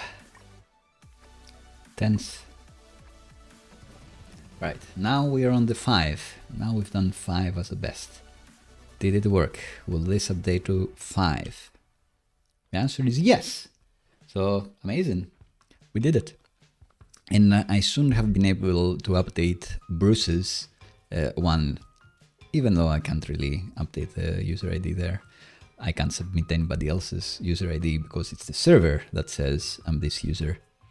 This is usually more useful for things like the ideas that we have here, where you can maybe do something if you are a determined enough hacker to try to update an idea that doesn't belong to you, an idea with a different ID, and then you'll get rejected with row level security.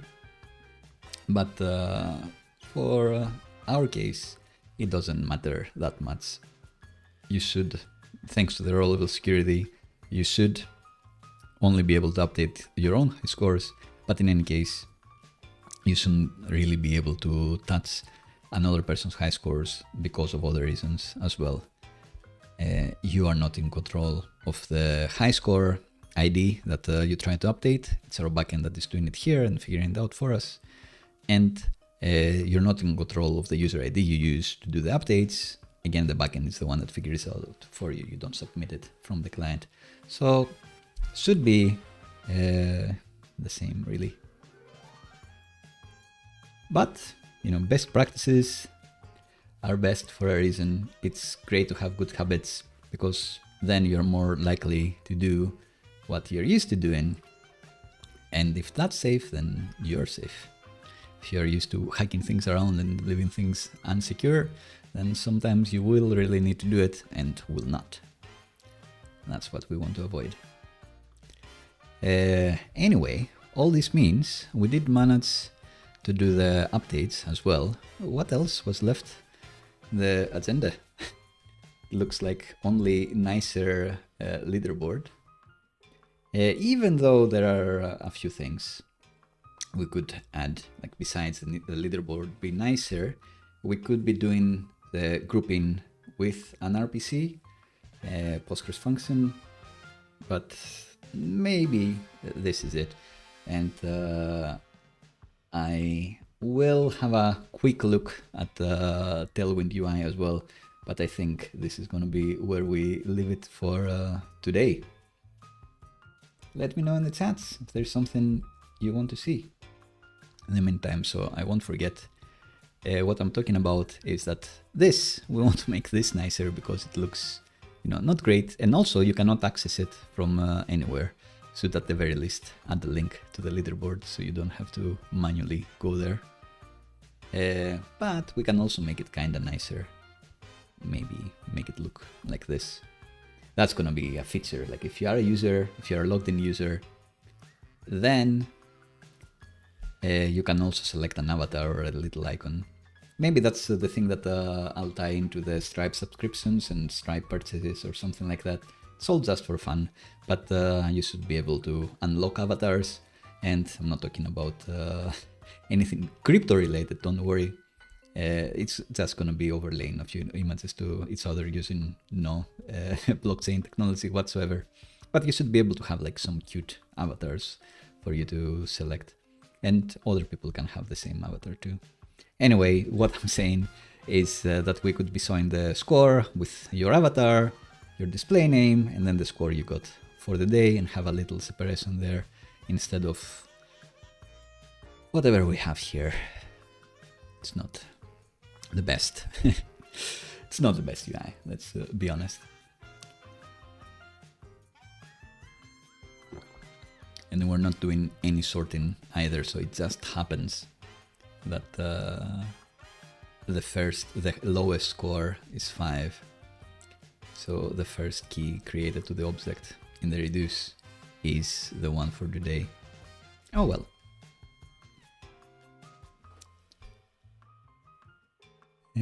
Let's add the route to give just a bit more time for people to maybe say anything in the chat. So we're saying from this page,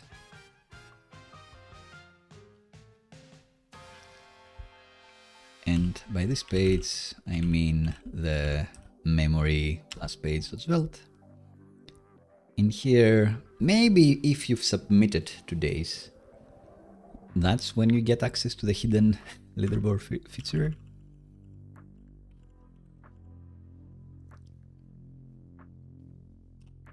And we could do something where when you log in, if you have a stats cookie for today, we create an entry for you so you don't lose your HighScore if you've forgotten to log in. But that's, next level feature creep. I want to see anyone playing this game first, and then we'll see if we're gonna make it any nicer. Right, so if we have stats,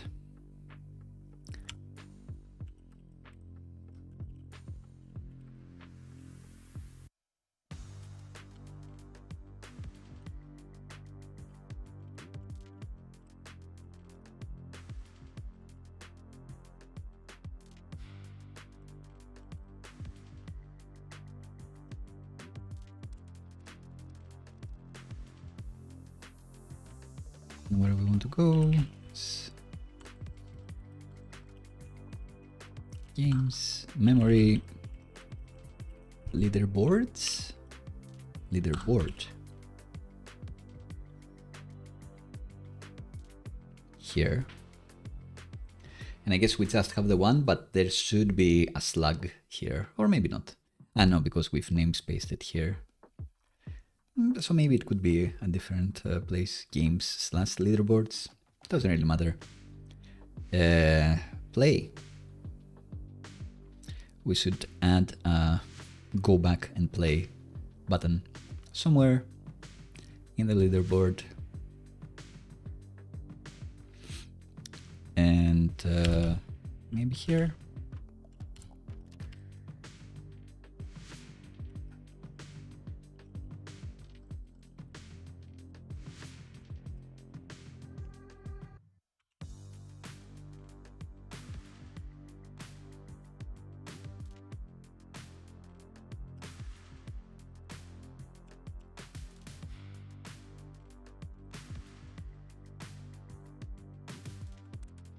Do we want Tech Center for sure?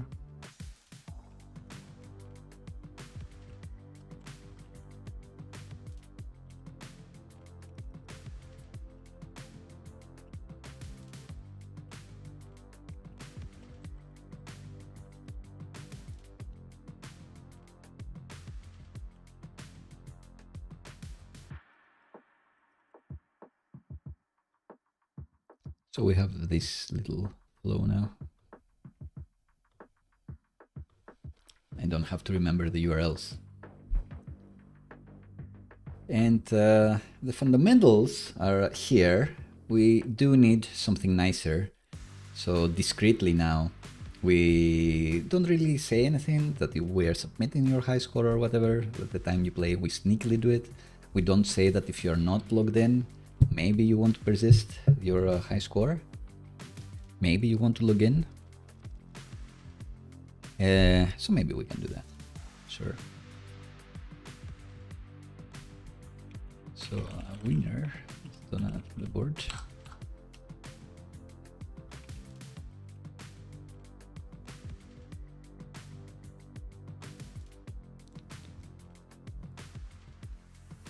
Maybe we don't want to do that. I'm now between two minds.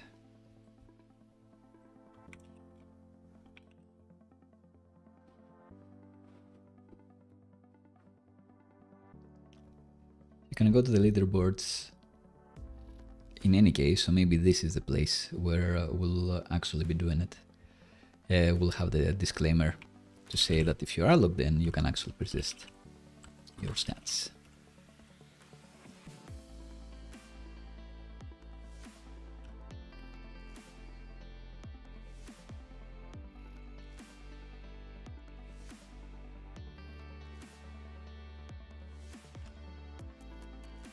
And say if no user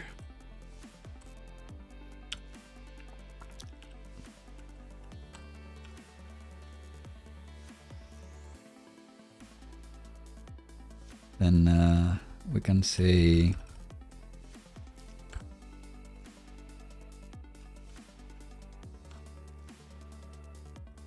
log in to submit your highest score. Your high scores. And the href will be /login. So if we go in incognito, we can double check that we can actually read this even though we're not logged in, thanks to our row level security rule.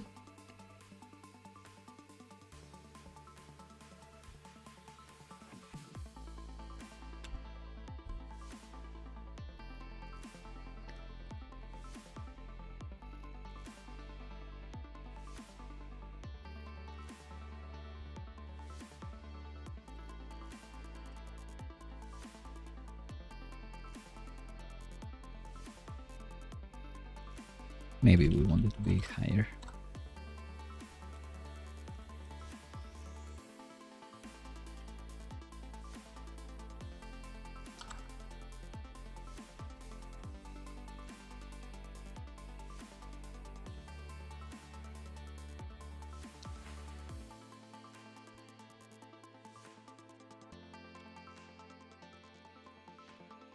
This little paragraph.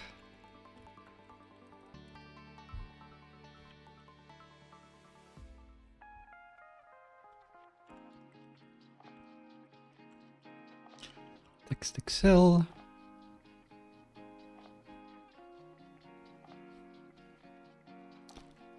And give it some margin Y6. And this doesn't appear because I'm already logged in. So it's fine, you should just go back and play, but if not, you have this little reminder that you can log in, and then all your games will persist.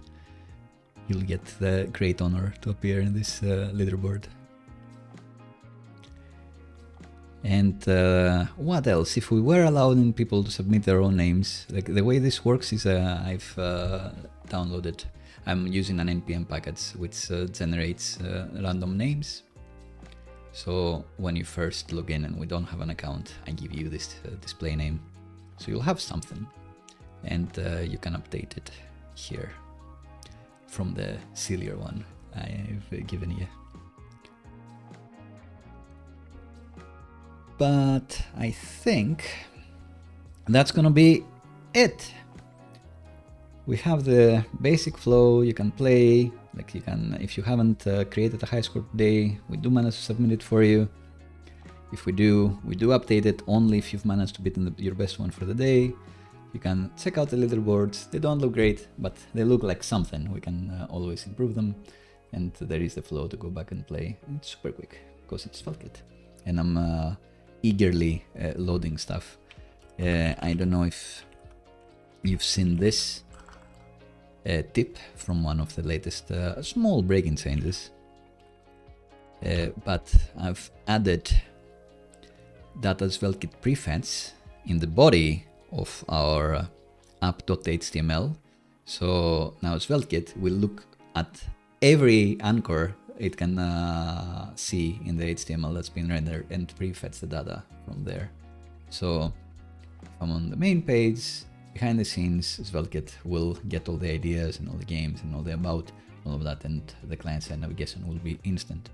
Maybe that's not what you want for your site. Maybe you don't want to eagerly get everything, especially, for example, you have tons of blog posts here. Maybe you don't want to prefetch every anchor there. But if you are kind of virtualizing it, if you're only doing an infinite loading type of thing where only if the user scrolls into the page you render the rest of the cards, then you'll be safe, because only 3 will be visible or 5, which is fine, and then as the user scrolls you keep fetching the other ones. But maybe you don't want to do that because the user will not actually be hitting like all 5 blog posts. That's something you can use data to guide you for. But in any case, I do find that this is quite handy than having components or something wrapping anchors and buttons and whatnot to add the prefetch property everywhere, which used to be the case, but now with the latest breaking change, you just add this wherever you need it. And now I've added it to the body of my app HTML, which means that it will look for prefetch opportunities as it can. Not a silver bullet. I kind of like it for this site, and I definitely wanted to present this option here, so I'm glad I remembered.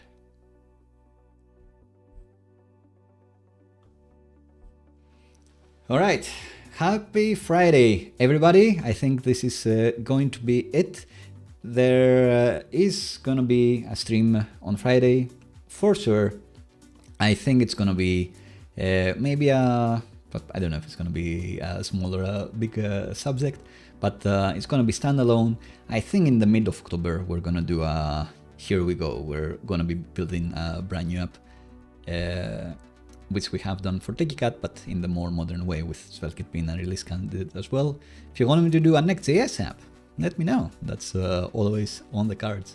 React will not always be hot, but even if React fatigue is settling in, React in your resume is a very heavy card to have. It is an accolade. So if you want me to do that, just let me know. Like if the Next.js votes outweigh the SvelteKit ones, I may do Next.js, which I still find pleasurable to work with.